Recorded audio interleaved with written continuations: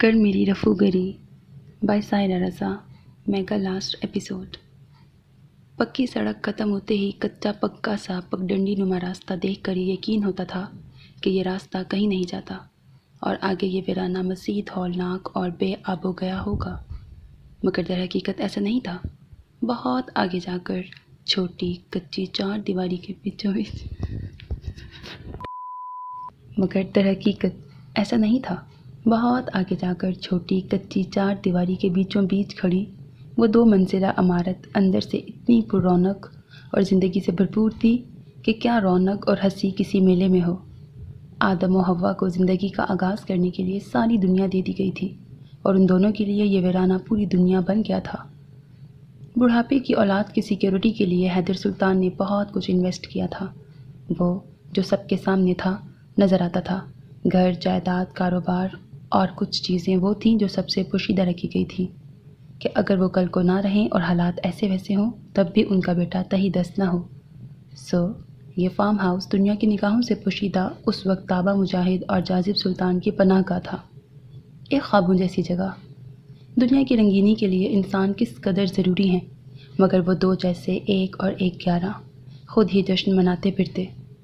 تابہ کے لیے جاذب سلطان کا ہر عمل حیرت تھا، حیرت اور پھر خوشی۔ وہ ایک دوسرے میں مگن رہے اور اس وقت بھی جب وہ تنہا تھی تب بھی دل کے اندر محفل سا رنگ جمع تھا۔ اس نے ابھی گھنٹہ بھر پہلے تو جاذب سلطان کو رخصت کیا تھا۔ وہ اس ویرانے میں بھی تنہا تھی مگر خوف زدہ نہیں تھی، حالانکہ ایک ڈر سائے کی طرح ساتھ تھا، مگر جاذب سلطان کا دیا گیا یقین اور محبت اور اعتماد ہر شے پہ حاوی تھا۔ مجھے اس بات کا ذرا برابر وہم نہیں کہ تم میری جانب سے اعتبار کھو دو گی یا خوف زدہ ہوگی یا کچھ بھی، لیکن میرے اس طرح جانے کو بہت ضروری سمجھو، بلکہ ناگزیر۔ وہ اس کا ہاتھ تھپتھپاتے ہوئے اسے رسان سے کہہ رہا تھا۔ تم بے فکر ہو کے جاؤ، میری فکر نہ کرنا۔ پھر اماں حمیدہ اور دوسرے ملازمین بھی تو ہیں نا، وہ تسلی دے رہی تھی۔ اس طرح کے حالات میں تم کو کبھی اکیلا چھوڑ کر نہ جاتا، مگر بابا کا ایکسیڈنٹ اور امی کی پریشانی، میری وہاں اشد ضرورت ہے تاب۔ مجھے تم پر پورا یقین ہے جاذب، تم بے فکر ہو کے جاؤ، پتہ نہیں وہاں کتنے دن لگ جائیں۔ اس نے نیا خدشہ ظاہر کیا۔ جتنے بھی ڈرو کی تو نہیں؟ تابہ نے جواب نہ دیا، بس نفی میں گردن ہلاتی۔ اگر کوئی مصیبت یا مشکل پڑ گئی تو؟ جاذب کی نظر ہر پہلو پہ تھی۔ خدا نخواستہ کہو، وہ ایسی بدفعال سننا بھی گوارا نہیں کر رہی تھی۔ نہیں، ہر پہلو کو مد نظر رکھنا ضروری ہوتا ہے۔ میں صرف وہ پہلو دیکھتی ہوں جو مجھے پسند ہو، جو مجھے موزوں لگے۔ اس کے جواب سے اس کی شخصیت نمایاں ہوتی تھی۔ وہ تصویر میں کچھ بھی نہیں تھی، وہ نہ جانے کیا تھی، ہر روز نیا روپ دکھاتی، حیران کرتی۔ یہ آدم و حوا کی جنت تھی اور غلطی کی گنجائش نہیں تھی، ہر بار معافی نہیں مل سکتی، اور جاذب سلطان کو مسلسل احساس ہو رہا تھا کہ کچھ غلطی نہ ہو جائے۔ اس انتہائی نازک وقت میں جب حیدر سلطان کی بیٹے اور بہو کے ساتھ موجودگی ناگزیر تھی، انہیں کچھ کاروباری امور کے سلسلے میں دبئی جانا پڑا۔ وہ اپنا کام بس 2-4 روز میں نپٹا دینا چاہتے تھے اور انہوں نے کر بھی لیا، لیکن دبئی کی مصروف ترین ہائی وے پر ہونے والا ایکسیڈنٹ تمام جلد بازیوں پر پانی پھیر گیا۔ جاذبہ ان دونوں کے ساتھ تھی، بہت مجبوری میں وہ پیچھے روانہ ہوئی، لیکن وہاں حالات اتنے ہلکے پھلکے نہیں تھے جتنے کہ بتائے جا رہے تھے۔ معمولی ایکسیڈنٹ معمولی نہیں تھا، بحیثیت بیٹا جاذب کی وہاں موجودگی بہت ضروری تھی۔ جاذبہ نے روتے ہوئے بتایا کہ سر کی چوٹ نے دماغ کے اندر سوجن پیدا کرتی ہے اور ڈاکٹرز نے نا امیدی ظاہر کی ہے۔ تمہارے ڈاکیومنٹس ابھی نہیں ہیں ورنہ تمہیں ساتھ لے کے جاتا۔ جاذب کو قرار نہیں تھا۔ تابہ کی تمام تسلیاں بیکار تھیں۔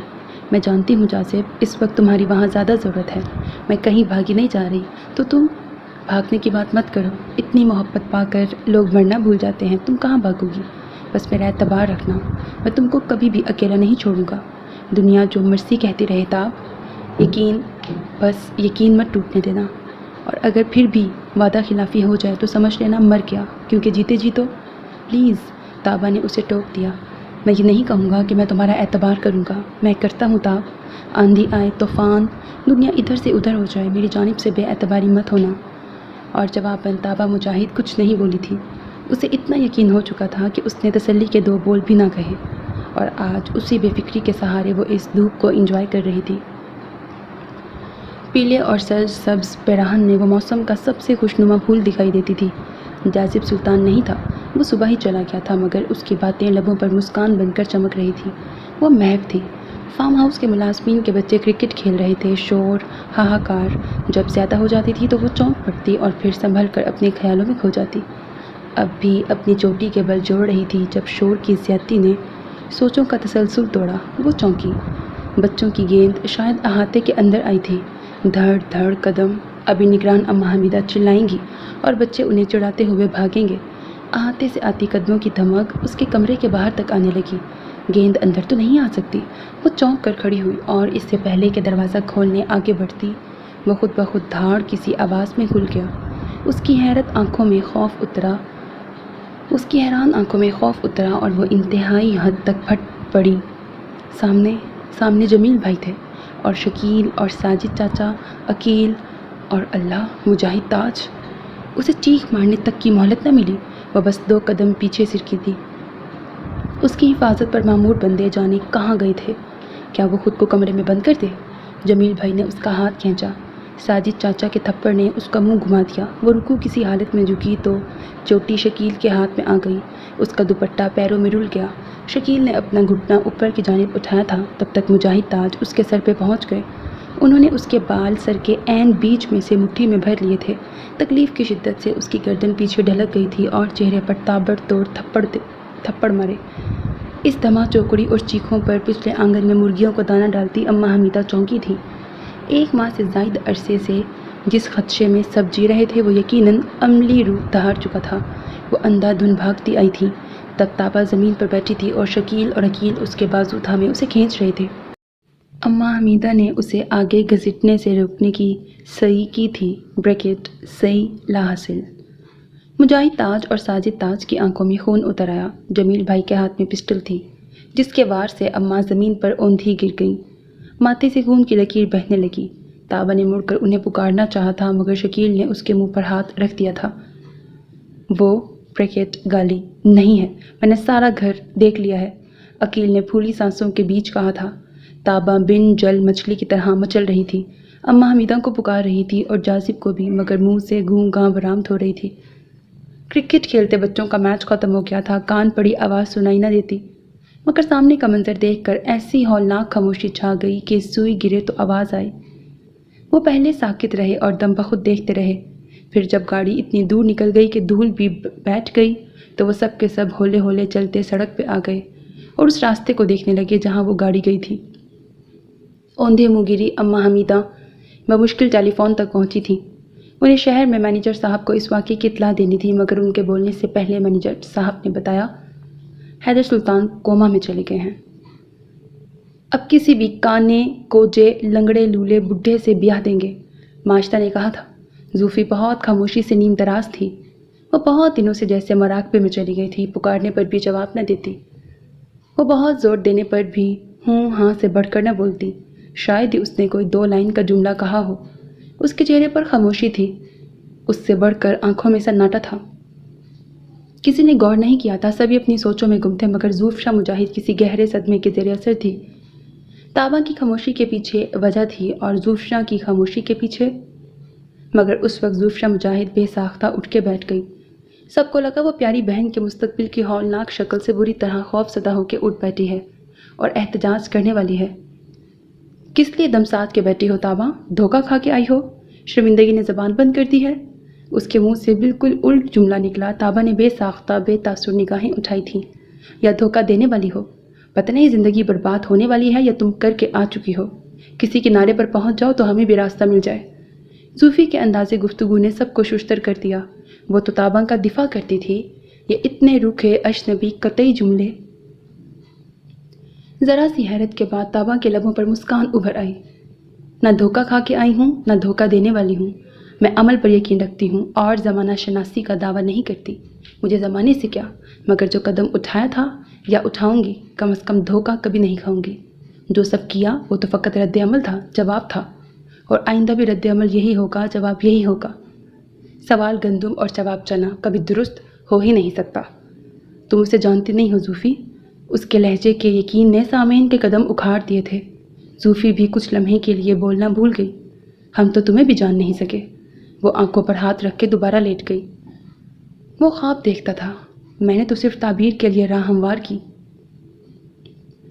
تابہ مجاہد کے لا یعنی جملے، بے فکری اور عجیب سی مسکراہٹ اس شام کسی کے پلے نہیں پڑے تھے۔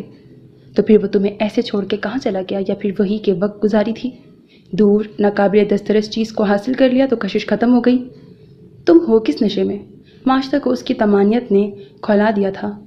اس کے جملے زہر بجھے تیر کی طرح دل کو گلا رہے تھے، مگر تابہ نے ذرا برا نہ مانا۔ وہ دوبارہ مسکرائی تھی۔ تمہیں کس نے کہا کہ وہ مجھے چھوڑ کے چلا گیا ہے یا مجھے چھوڑ دے گا؟ اور یہ یقین سب کو پاگل پن، خام خیالی، خوش فہمی لگا تھا، مگر وہ صبح گمان سے پرے تھی، خدشات سے بہت دور۔ بعض اوقات یوں ہی خواہ کچھ بدترین خیال ہمیں چونکاتے اور ڈراتے ہیں، اور پھر لاحول پڑھ کر ان سے چھٹکارا پایا جاتا ہے، استغفار کہہ کر دل کو پرسکون کرتے ہیں۔ مگر عزت و دولت کے حوالے سے کچھ باتیں اتنی اندوہناک ہوتی ہیں، اس قدر قیامت خیز، کہ مخبوط الحواس ہونے کی صورت میں بھی ہم ان کا گمان نہیں کر سکتے کہ آیا کبھی ہمارے ساتھ ایسا ہو سکتا ہے۔ اف توبہ، خدا نہ کرے۔ لعنت شیطان مردود پر جو دلوں میں ایسی خرافات پیدا کر کے تماشا دیکھتا ہے، اور اللہ بدترین دشمن کو بھی ایسی صورتحال سے بچا کے رکھے۔ اور یہ عدالت کی جانب سے بھیجا جانے والا سمن تھا۔ جاذب سلطان نے کیس فائل کر دیا تھا۔ جاذب سلطان کی بیوی کو اس کی غیر موجودگی میں اس کے گھر والے اغوا کر کے لے گئے۔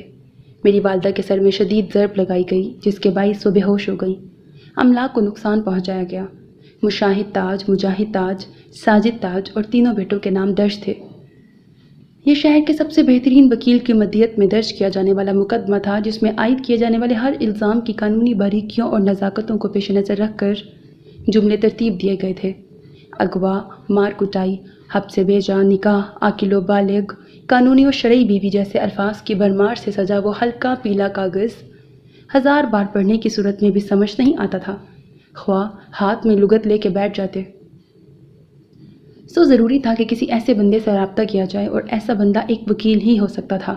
کہاوت ہے، ڈاکٹر اور وکیل سے کچھ نہیں چھپانا چاہیے، مگر یہاں کسی کو سوچ نہیں پا رہا تھا کہ چھپانا تو نہیں چاہیے، مگر بتانا کیسے چاہیے؟ اتنی ہمت کہاں سے آئے گی؟ کیسے؟ اور کیا کیا بتانا ہوگا؟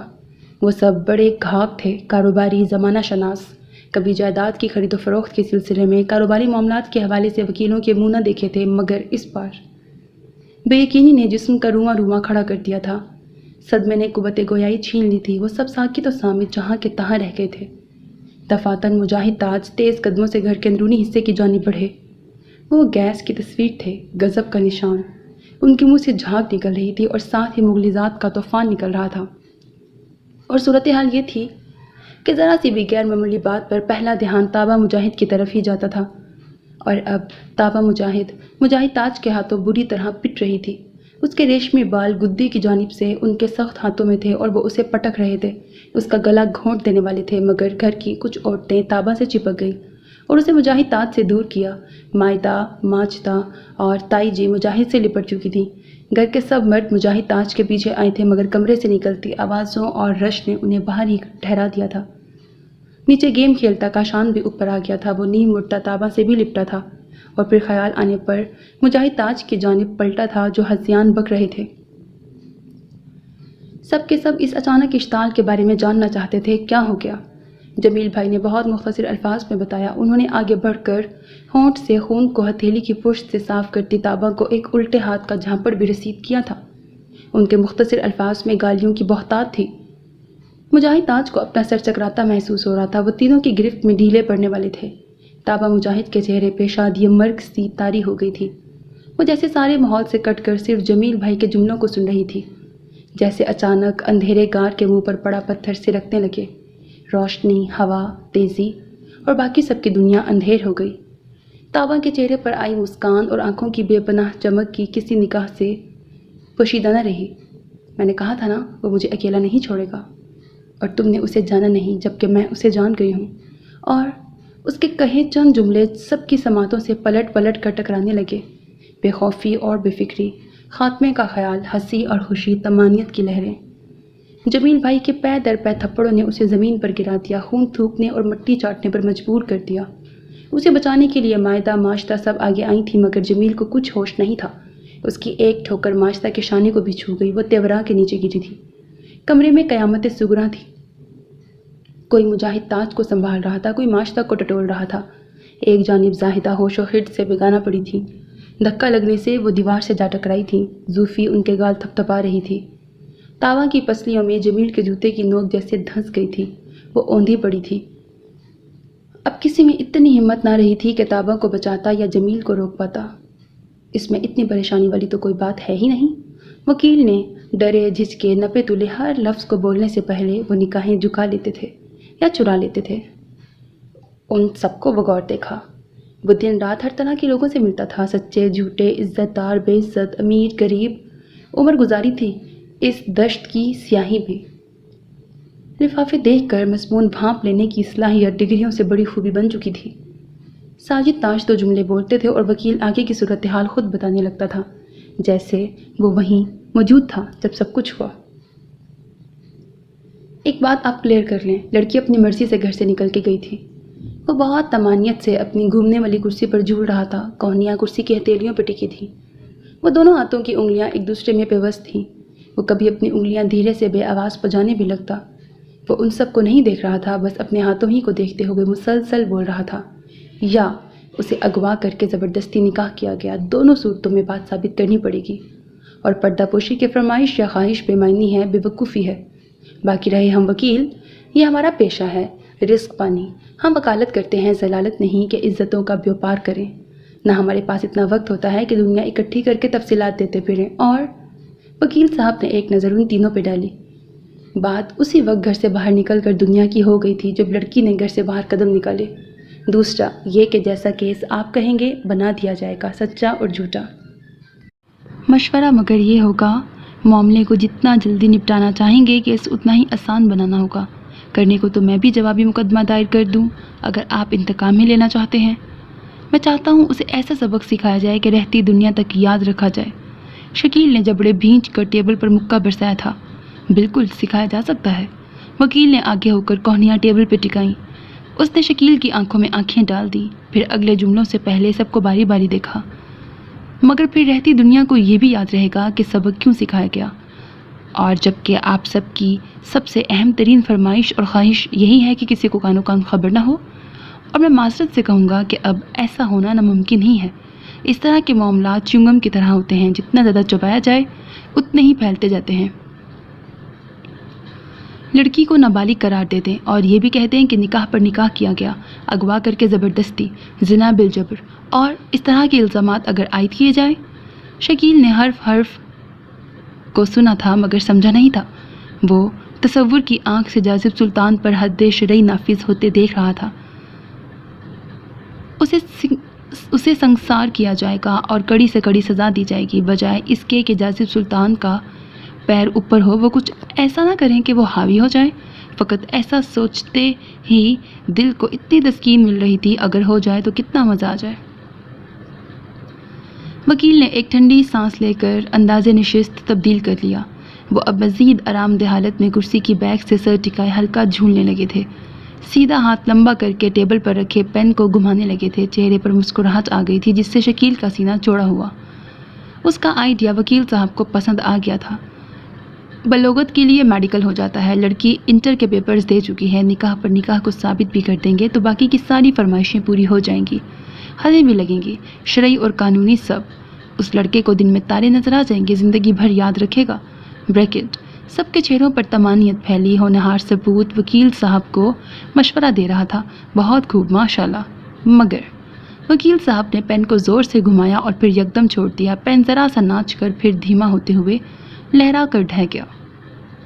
مگر اس کے بعد یہ سارے واقعات اپنی سچائی کے ساتھ اور جھوٹ کے پلندوں کے ساتھ ہر نیوز چینل کی پٹی کا حصہ بن جائیں گے۔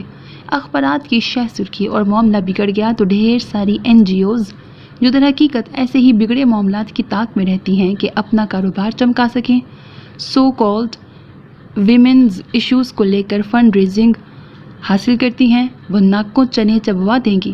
بڑے بڑے نیوز چینلز کی وینز سایہ بن جائیں گی۔ دن میں سورج کا سایہ، رات میں بلبوں کے سہارے ایسی بدحالی پڑے گی میاں صاحبزادے کہ باقی کی زندگی میں روشنی سے نفرت کرنے لگیں گے آپ۔ وکیل صاحب کا بے تاثر لہجہ شکیل کو مخاطب کر کے طنز سے بھرپور ہو گیا۔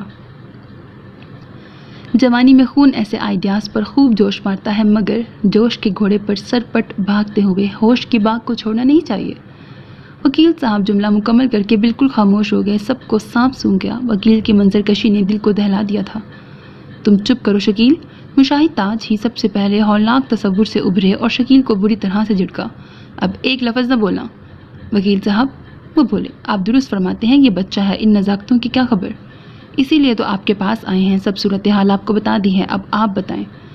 تو پھر آپ کے لیے سب سے آسان، جلد نتیجہ دینے والا، سب سے بہترین اور آزمودہ مشورہ یہ ہے کہ آپ لڑکی کو منائیں کہ وہ جج کے سامنے آپ کے حق میں بیان دے دے۔ یعنی؟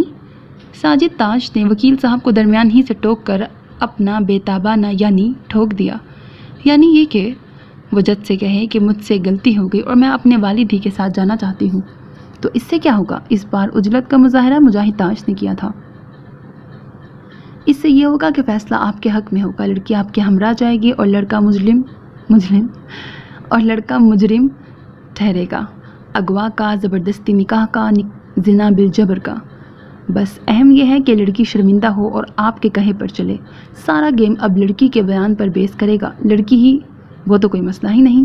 اس کی اتنی جرأت کہ وہ جج کے سامنے۔ مجاہد تاج نے ٹیبل پر اتنی زور سے ہاتھ مارا کہ اس پہ پڑی ہر شے جھنجھنا اٹھی۔ وکیل صاحب نے بغور مجاہد تاج کو دیکھا۔ میرا مطلب ہے کہ مجاہد تاج کے چہرے پر خجالت پھیلی۔ میں آپ کے سب مطلب سمجھ رہا ہوں تاج صاحب۔ وکیل صاحب کے چہرے پر ناقابل فہم سی مسکراہٹ پھیل گئی۔ آپ یہی کہنا چاہتے ہیں اور کرنا چاہتے ہوں گے کہ زور زبردستی، ڈر، خوف، دھونس اور تشدد کے ذریعے لڑکی کو اپنی پسند کا بیان دلوانے پر مجبور کریں گے۔ مجاہد تاج کے تنے ہوئے چہرے پر آسانی آ گئی۔ وکیل واقعی بہت قابل تھا، لیکن وکیل صاحب نے شعوری توقف کیا۔ وہ سوچ نہیں رہے تھے بلکہ ان کے تجسس کو بڑھا رہے تھے۔ ایک بات کان کھول کر سن لیں، مار کٹائی، تشدد، ڈانٹ پھٹکار، گالم گلوچ، یہ سب نہیں چلے گا۔ سب بری طرح چونکے اور منہ کھول کر دیکھنے لگے۔ صرف اور صرف پیار، محبت، لگاوٹ کا مظاہرہ من پسند بیان دلوائے گا۔ آپ کا تشدد اور جارحانہ رویہ اسے مزید باغی کر دے گا اور چوراہے پر ہانڈی پھوٹ جائے گی۔ آپ نے اسے رام کرنا ہے، پچکارنا ہے، رو کر یا ہنس کر، کسی بھی حربے سے اسے قائل کرنا ہے کہ آپ ہی اس کے سب سے بڑے خیر خواہ ہیں اور خاندان کی عزت اسی کے ہاتھ میں ہے۔ وہ نہ سمجھتی جو اتنی بڑی غلطی کر بیٹھی، مگر بچے غلطیاں کرتے ہی ہیں اور بڑے اپنے بڑپن سے انہیں درگزر کرتے ہیں۔ اسے یقین دلائیں کہ اس کے ساتھ کوئی زیادتی نہیں ہوگی، اسے وہ سب دیا جائے گا زندگی میں جو وہ چاہتی ہے، مگر اس راہ میں کانٹے ہیں اور سراسر بے عزتی، اور اس رویے میں سب شامل ہوں۔ بریکٹ شکیل کو بغور دیکھا تھا۔ اسے بھڑکنے کے بجائے تھمنے دیں، آنکھ پر پانی ڈالتے ہیں۔ وکیل صاحب نے دستی گھڑی کو دیکھا، ضرورت سے زیادہ ٹائم دے دیا گیا تھا، نہ کہ تیل۔ اب صورتحال کچھ یوں ہے کہ وہ فائنل نوٹس دینے لگے۔ تون کرہن سب سن رہے تھے۔ ہلکا ہلکا ہی صحیح کچھ خاکہ سا بننے لگا تھا، سب سمجھ آنے لگا تھا۔ عدالت میں پیشی کے لیے اتنے دن نہیں تھے، مگر 2 سرکاری چھٹیوں کے ساتھ اتوار مل گئی تھی اور اگلے روز گیس اور بجلی کی بے حد لوڈ شیڈنگ کے خلاف احتجاج بگڑ کر خطرناک صورتحال اختیار کر گیا تھا کہ پولیس کی مداخلت کے بعد آدھا شہر 3 دن کے لیے بالکل ہی بند ہو گیا۔ سو اگلی پیشی کے لیے اللہ کی طرف سے جیسے وقت مل گیا، تابہ مجاہد کو پچکارنے اور سمجھانے کے لیے۔ کہاں تو وہ اکیلی بیٹھی زخم چاٹ رہی تھی اور منہ میں کھیل بھی اڑ کر نہ گئی تھی۔ وہ اسی خون آلود بدبودار ملگجے لباس میں تھی، سسکتی، تڑپتی، دم توڑتی، اور اب زوفی نے مرہم پٹی بھی کر دی اور سکائی بھی۔ اس کے پپڑی زدہ ہونٹوں سے آہ بھی نہ نکلی تھی۔ معاشرہ بمشکل سوپ کا چمچ ہونٹوں سے لگا پاتی۔ گھونٹ گھونٹ زندگی، بہت چاہ سے خریدا جانے والا موٹے بٹنوں والا اوپن شرٹ سوٹ، زاہدہ نے جیسے اسے خود ہی نہلایا ہو۔ اس کے جسم میں ذرا بھر بھی سکت نہ تھی۔ بہت عرصے بعد تائی جی نے اس سے پہلے کی طرح لاڈ کیا۔ وہ ہمیشہ ان کی گود میں سر رکھ کر زبردستی لاڈ اٹھوایا کرتی تھی۔ وہ لاکھ چیختی، ارے میری بوڑھی ہڈیوں میں گودی لینے کا دم نہیں، ارے من بھر کا تربوز، بریکٹ سر ناتما ٹانگوں پر رکھ کر بیٹھ جاتی ہے۔ اب اسے خود ہی لے کر کانوں میں کچھ نہ کچھ پھونکتی رہتی۔ صحرا میں بھٹک جانے والے کی چھاگل میں جو 2 گھونٹ پانی ہوتا ہے نا، اگر ریت پر جا گرے تو کیسے سیکنڈ سے بھی کم وقت میں غائب ہو جاتا ہے کہ نشان تک نہیں رہتا کہ ادھر کبھی پانی گرا تھا۔ جتنا مرضی پاگلوں کی طرح ریت کھودنا شروع کر دو، کوئی نشان نہیں ملتا، نمی کا گمان تک نہیں۔ باپ کی عزت بھی اس 2 گھونٹ پانی کی طرح ہوتی ہے جسے بیٹیاں ہی سنبھال کے رکھتی ہیں۔ تو نے کیوں ہاتھ ڈھیلے کر دیے؟ لیکن ابھی تو صرف چھاگل کا منہ ہی کھلا ہے، پانی گرنے نہ دینا بچی۔ سب تیرے اختیار میں ہے، ہو جاتی ہے غلطی، شیطان سے بھی ہوئی تھی، مگر وہ شرمسار ہونے کے بجائے ہر دھرمی پر ڈٹا رہا تو مردود و ملون کہلایا۔ جب اللہ پوچھ رہا تھا تو گر جاتا قدموں سے، مانگ لیتا معافی، تو کیا اللہ معاف نہ کرتا؟ وہ سزا دیتا ہے مگر کوئی مانگے تو معافی دینا زیادہ پسندیدہ ہے۔ کوئی بات نہیں، ہو جاتی ہے غلطی، اور پھر تو ہے ہی اتنی معصوم، آ گئی باتوں میں، مگر دیکھ اب جو باپ کہے وہی کرنا۔ خاندان کی عزت اور بہن بھائیوں کا مستقبل داؤ پر لگ جائے گا تابا، اور تیری جان، اور میں نے تو ہمیشہ اپنی اولاد کے جان و مال کی حفاظت مانگی ہے تابا۔ مجھے اپنی اولاد کی زندگی بھی پیاری ہے اور عزت بھی۔ زائدہ پہلے بھی لمبی بات نہیں کرتی تھی، اب تو چند جملوں کو ترتیب دینا بھی جوخم لگتا۔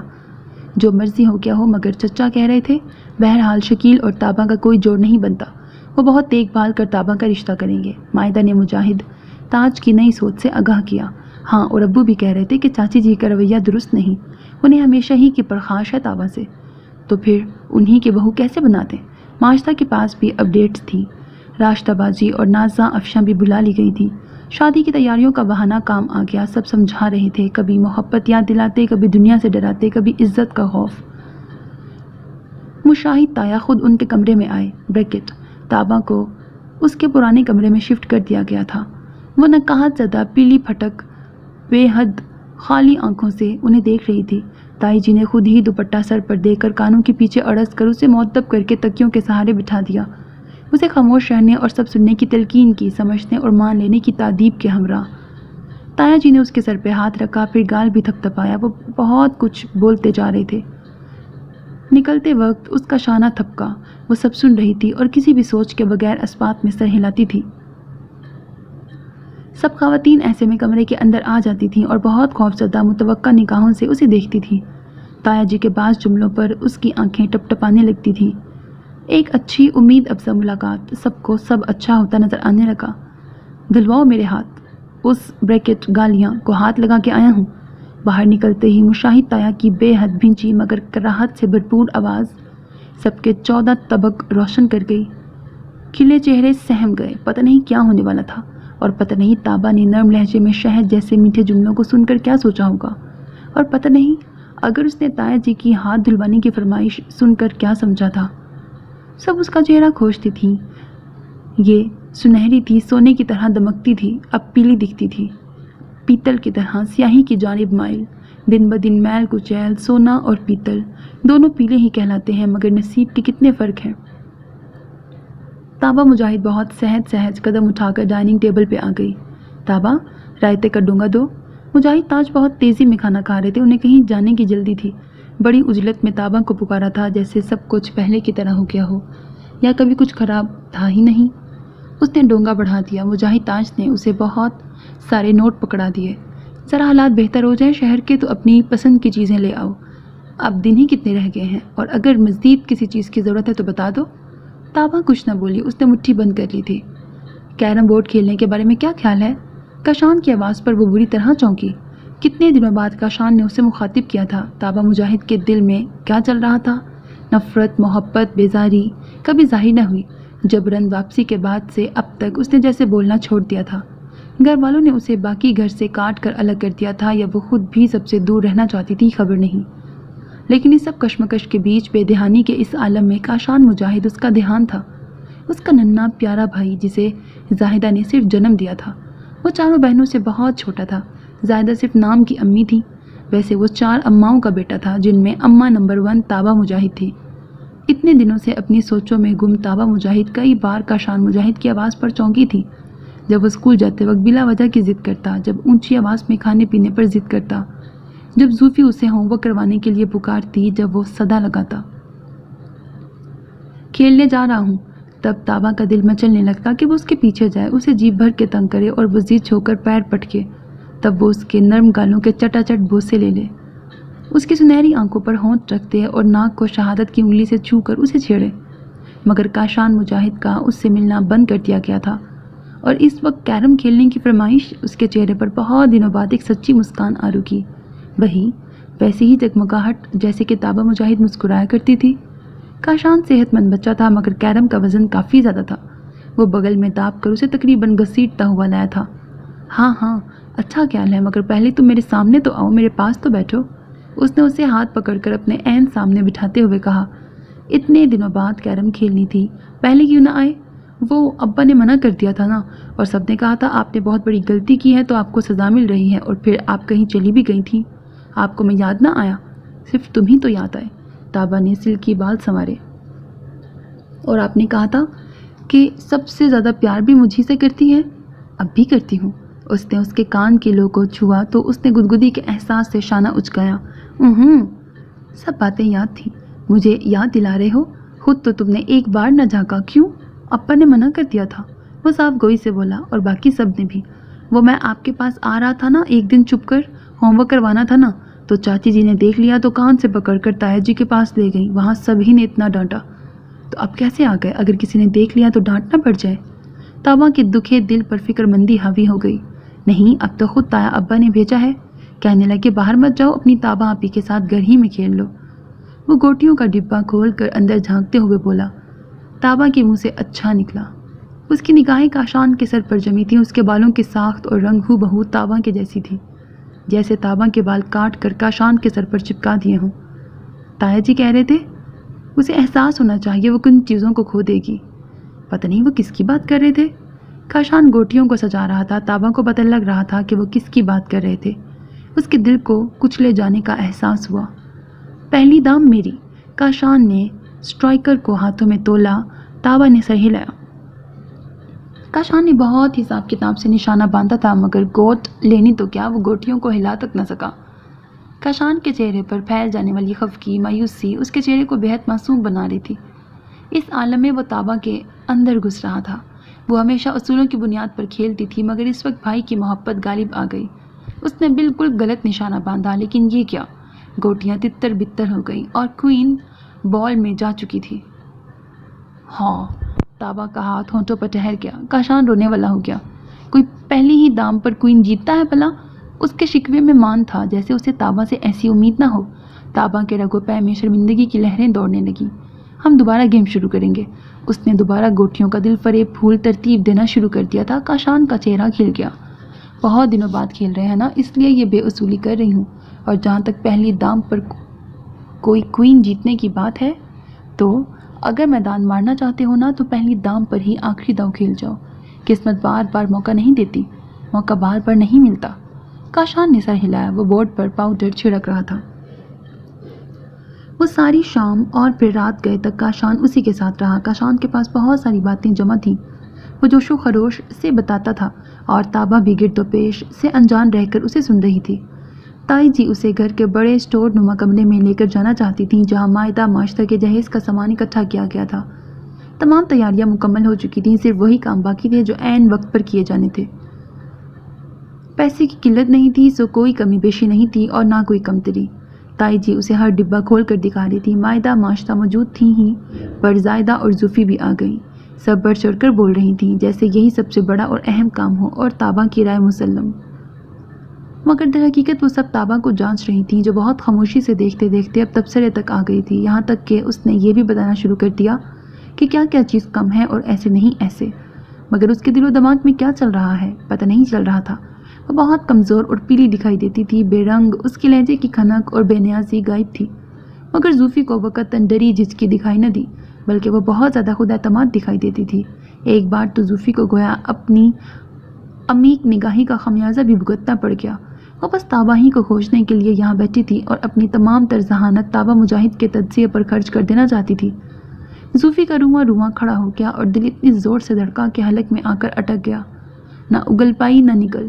زوفی نے جانچا، وہ وجود ظاہر میں وہاں موجود تھی اور اچانک آنے والے کو بہت مگن دکھائی دیتی تھی، مگر در حقیقت وہ کہیں اور ہی تھی، کہیں بہت دور اور بہت پرسکون دکھائی دیتی تھی، جبکہ زوفی کے خیال میں اسے سب کچھ نظر آنا چاہیے تھا مگر پرسکون ہرگز نہیں۔ اتنا سکون تو انسان کے چہرے پر جبھی نظر آتا ہے جب وہ کسی فیصلے پر پہنچ جاتا ہے۔ اتنی بے فکری تو تبھی میسر آتی ہے جب فکریں ختم ہو جاتی ہیں اور کنارہ مل جاتا ہے۔ زوفی بہن کو اچھی طرح جانتی تھی، اس کے دل میں کیا چل رہا ہے یہ کبھی پتہ نہیں چلنے دیتی تھی، مگر جب کوئی ایسے کٹھن حالات میں پڑا ہو تو کچھ شائبہ، کوئی لکیر، کوئی بد رنگا سا رنگ تو چہرے پر نمودار ہو ہی جاتا ہے، مگر اتنا نارمل سا فریش چہرہ۔ اتنے کم وقت میں تابا مجاہد کو سمجھانا دنیا کا مشکل ترین کام تھا۔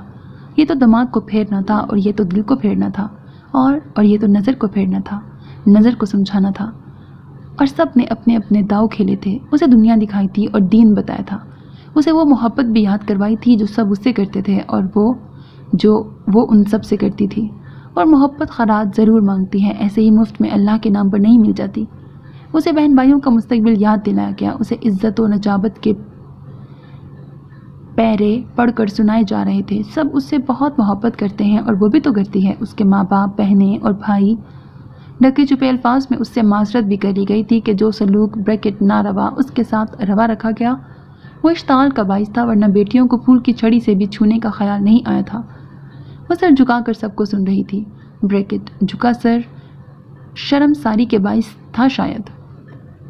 اس کے ایک غلط اقدام نے کس راستے پر لا کھڑا کر دیا تھا۔ وہ لاڈلی بیٹی تھی، اس کی معمولی سے معمولی خواہش، فرمائش اور ضرورت کو پہلی آواز پر پورا کیا جاتا تھا، اور جو سلوک کیا گیا وہ دراصل خفگی تھی۔ وہ غصہ، بے بسی، تماشا بن جانے کا خوف، کسی کو خبر نہ ہو یہ ڈر تھا۔ ورنہ اسے کوئی کیوں کچھ کہتا ہے؟ اس کی یادداشت میں کوئی ایسا پل جب اسے کبھی بچپن میں بھی ڈانٹا گیا ہو، مارنے کا تو خیال ہی غلط تھا۔ اسے اس کی غلطی کا احساس کروانے کے لیے کتنی مثالیں دی گئی تھیں، سب اپنی اپنی باری پر بولتے جاتے تھے اور وہ ہونٹ کچلتی خاموش تھی۔ اسے بولنے کے لیے نہیں بلوایا گیا تھا، اسے سننے، سمجھنے اور عمل کرنے کے لیے بلوایا گیا تھا۔ نسلوں کی عزت اب اس کے ہاتھ میں تھی۔ تایا جی کی آنکھیں نم ہو گئیں۔ بریکٹ دھلواؤ میرے ہاتھ۔ اس بریکٹ گالی کو ہاتھ لگا کے آ رہا ہوں۔ 4 بیٹیوں کا باپ تھا، مگر تمہیں تابا سب سے الگ رکھا۔ ابا کا دست شفقت اس کے سر پر تھا۔ بریکٹ اسے گدی کے بالوں کے کھینچنے کا شدت سے احساس ہو رہا تھا، درد انتہا کا۔ نہیں، آپ لوگ پریشان نہ ہوں اور نہ میری بیٹی کو تنگ کریں۔ تائی جی نے اس کے گال پر انگلیاں پھیری اور دوپٹہ درست کیا۔ بریکٹ اس کے گالوں کے زخم جلنے لگے۔ ہم سب تم سے بہت محبت کرتے ہیں تابا، جو ہوا اسے بھول جاؤ۔ نئی زندگی شروع کرنی ہے تم نے، جیسے تم چاہو گی، جہاں تم چاہو گی۔ اور ابھی تو تم نے پڑھائی بھی مکمل کرنی ہے۔ راشدہ کے جملوں کی تائید سب کر رہے تھے۔ بریکٹ مجھے تم سے اتنی محبت ہو گئی ہے تابا کہ جدائی کی تاب نہیں لا سکوں گا۔ مرد و عورت کا ایک دوسرے کی جانب لپکنا عین فطرت ہے، اس زمین پر انسانی ارتقاء کی پہلی ضرورت اور پہلی شرط ہے۔ شاید میں نے اس چیز کو نہیں سمجھا تھا، میں اس تعلق کو خواری سمجھتا تھا، اور شاید اسی لیے مجھے تم دکھا دی گئیں۔ میں آوازیں کستے لڑکوں کی تضحیک کرتا تھا۔ میں سمجھ گیا، آوازیں کسنا غلط ہے، غلط ترین، مگر لپکنا عین فطرت۔ خدا کا لاکھ شکر ادا کرنا چاہیے کہ اتنا سب کچھ ہونے کے باوجود منڈیر کے آب خورے سے پانی پینے کے لیے آتی چڑیاں بھی لا علم رہیں کہ جمیل بھائی نے جملہ ادھورا چھوڑ دیا۔ آگے بھی ہم سب سنبھال لیں گے، تم بس ہدایات کو یاد رکھنا۔ جمیل بھائی نے اس کے سر پر ہاتھ رکھا تھا۔ سب نے تائیداً سر ہلائے۔ بریکٹ تابا کی پسلیاں بہت اندر تک درد کرنے لگیں، شاید اس کے جسم سے گوشت پھٹ گیا تھا۔ میرا خیال ہے ہماری بیٹی سب سمجھ گئی ہے، بس بہت ہو گیا، ناسمجھ اور کم عمر ہے، اسے پتہ نہیں لگا کہ کیا کر آئی، مگر خیر بچے غلطیاں کر ہی دیتے ہیں، بڑوں ہی کا کام ہے کہ انہیں معاف کریں اور درست سمت سے آگاہ کر دیں۔ کیوں بیٹا؟ پھر سب کچھ کلیئر ہے نا؟ کل تمہیں جج صاحب کے سامنے کیا کہنا ہے؟ گھبرانا نہیں، ہم سب تمہارے ساتھ ہوں گے، اور وکیل صاحب کی ہدایات تو یاد ہے نا؟ بس وہی سب بولنا ہے جو انہوں نے کہا ہے، باقی وہ سنبھال لیں گے۔ مشاہد تایا نے نشست برخاست کرتے ہوئے کہا۔ تابا نے سر اسبات میں ہلا دیا۔ ذرا سی بھی غلطی سب کیے کرائے پر پانی پھیر دے گی۔ منمانی مت کرنا، نہ اپنی طرف سے جملے جوڑنا، جو بڑوں نے کہا ہے نا، بس وہی سب۔ چاچی جی نے مصنوعی نرم لہجے میں تضحیک کا عنصر اب بھی نمایاں رکھتے ہوئے کہا تھا۔ صحیح کہہ رہی ہیں چاچی تمہاری، زائدہ نے کہا۔ ہم سب تم سے بہت محبت کرتے ہیں تابا، ہم سب سے بڑھ کر تمہارا اور کوئی ہمدرد نہیں ہو سکتا بیٹا۔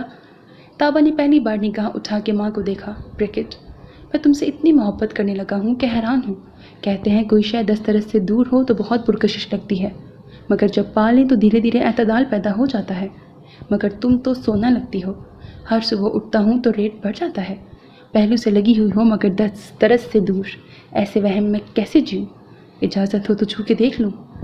مجھے سب سمجھ میں آ گیا امی، مجھے سب یاد ہے، میں نے واقعی غلطی کی، اس نے توقف سے کہا، مگر اب میں اور غلطی نہیں کروں گی۔ سب کے لیے یہ اعتراف طمانینت بخش تھا، سب نے پرسکون سانسیں لی تھیں۔ تابا مجاہد کے چہرے کی سوچ، شرمندگی، لہجے کا ٹوٹا پن، اعتراف اور آنکھ کی نمی کی چگلی کھاتی۔ بڑے دنوں بعد ایک ایسی رات آئی تھی جب تاج ہاؤس کے مکین بڑے اطمینان سے بستر نشین ہوئے تھے۔ قصوروار اور بے قصور، پولیس وینز اور پولیس والے، کالے کوٹوں میں ملبوس مرد و زن، چھوٹے چھوٹے گروہوں میں کھڑے لوگ، کاغذات کی جانچ پڑتال کرتے ہوئے، کڑی صورت والے کھرانٹ مجرم جن کے چہروں پر نگاہ ڈالنے سے خوف آتا تھا، پسماردگی کی تصویر بنے بے بس مظلوم، ہتھکڑیوں کی چھنکار، بعض کی پنڈلیوں پر بیڑی کے کڑے نے زخم بنا دیے تھے اور وہ ان سے بے نیاز بمشکل قدم اٹھائے چلتے تھے۔ وہ سر تاپا برقعے میں ڈھکی ہوئی تھی اور ماحول کے باعث سہمی سہمی سے چلتی تھی۔ اسے لگ رہا تھا سب اسے دیکھ رہے ہیں، بریکٹ، جبکہ کوئی اسے دیکھ نہیں رہا تھا۔ عدالتوں میں قیامت کا عالم ہوتا ہے، آپا دھاپی کا ویسا ہی عالم دکھائی دیتا ہے۔ گھر کے سبھی کرتا دھرتا ہمراہ آئے تھے مگر الگ الگ، کوئی پہلے نکلا اور کوئی بعد میں پہنچا۔ وہ مجاہد تاج اور وکیل صاحب کے ہمراہ تھی۔ عقیل ان سے بہت پیچھے تھا۔ دیکھنے والے کو پہلا تاثر یوں ملتا کہ تابہ مجاہد وکیل صاحب کے ہمراہ ہے اور مجاہد تاج ساتھ گئے ہوئے بھی ذرا دور دور ہٹ کر چلتے تھے۔ اس حد فاصلہ میں شعوری اور لاشعوری دونوں عنصر شامل تھے، جیسے یوں ہی کسی گزرگاہ پر کچھ اجنبی دور دور چل رہے ہوتے ہیں، پھر یوں ہی باوجود رش اتنے نزدیک ہو جاتے ہیں کہ کندھے سے کندھا جڑ جاتا ہے، مگر راستہ تو نہیں بن جاتا نا۔ سو وہ باپ بیٹی ایسے اجنبی تھے جو آشنا بھی تھے۔ تابہ وکیل صاحب کی تیز تیز چلتی زبان کو دیکھ رہی تھی مگر سمجھ نہیں رہی تھی۔ وکیل صاحب بہت بااعتماد تھے، وہ کسی رٹو طوطے کی طرح 1000 بار کی گئی باتیں دہرا رہے تھے، آپ سمجھ رہی ہو نا؟ اور تابہ ہر بار سر ہلا دیتی تھی۔ بہت دور ساجد چاچا ہمراہ شکیل تھے، گاڑی کے بند شیشوں کے پیچھے مشاہد تاج اور جمیل تھے۔ تابہ نے فلم و ڈراموں میں بارہا عدالت دیکھی تھی جب ملزم چیخ چیخ کر انصاف کی دہائی دیتے تھے اور جج صاحب کی گردان کر کے خون کو لہو لہان کر لیا کرتے تھے، خود کو لہو لہان کر لیا کرتے تھے، مگر بہت یاد کرنے پر بھی ایسا سین یاد نہ آیا جو اس کے معاملے کے حوالے سے تھوڑی بہت گائیڈ لائن دے پاتا۔ اسے وقت وکیل صاحب کی بتائی ہدایات کو یاد کر کے عمل کرنا تھا۔ وہ اپنی باری کے انتظار میں ایک ایسے گوشے میں پہنچ کے بیٹھی تھی جہاں کم ہی لوگوں کی نگاہ جاتی، مگر وہ سب کو دیکھ رہی تھی۔ ہر انسان اجرت میں دکھائی دیتا، سوچوں کے خلفشار میں مبتلا، حسرت اور امید کے بیچ ڈولتا۔ یہ تابہ مجاہد کے لیے بالکل انجان دنیا تھی جہاں کسی شناسہ کے ملنے کی توقع نہیں تھی، اور آج کے دن سب کا مقصود بھی یہی تھا۔ جب وہ وکیل صاحب اور گواہان کے ہمراہ اندر بڑھنے لگی تو مجاہد تاج چند قدم آگے آئے تھے مگر انہیں اندر جانے کی اجازت نہیں تھی۔ وہ دھیان آنے پر خود ہی ٹھہر گئے۔ ہاں، تابہ سے نگاہ ملنے پر اسے ہاتھ کے اشارے سے یاد دہانی کروا دی تھی۔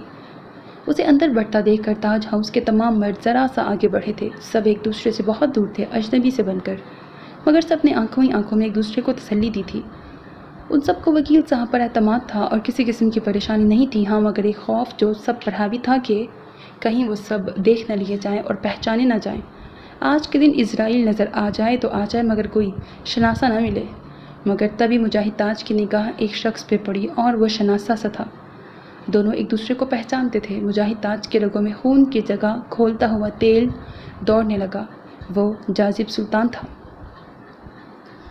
انہوں نے اسے 6 ماہ بعد دیکھا تھا۔ وہ اس شخص کو دیکھنے سے پہلے اپنے ہاتھوں اپنی آنکھوں کو پھوڑ ڈالنا پسند کرتے، مگر اس وقت یک ٹک اسے دیکھے جا رہے تھے جس نے ایک سرسری نگاہ کے بعد دوبارہ دیکھنا پسند نہیں کیا تھا۔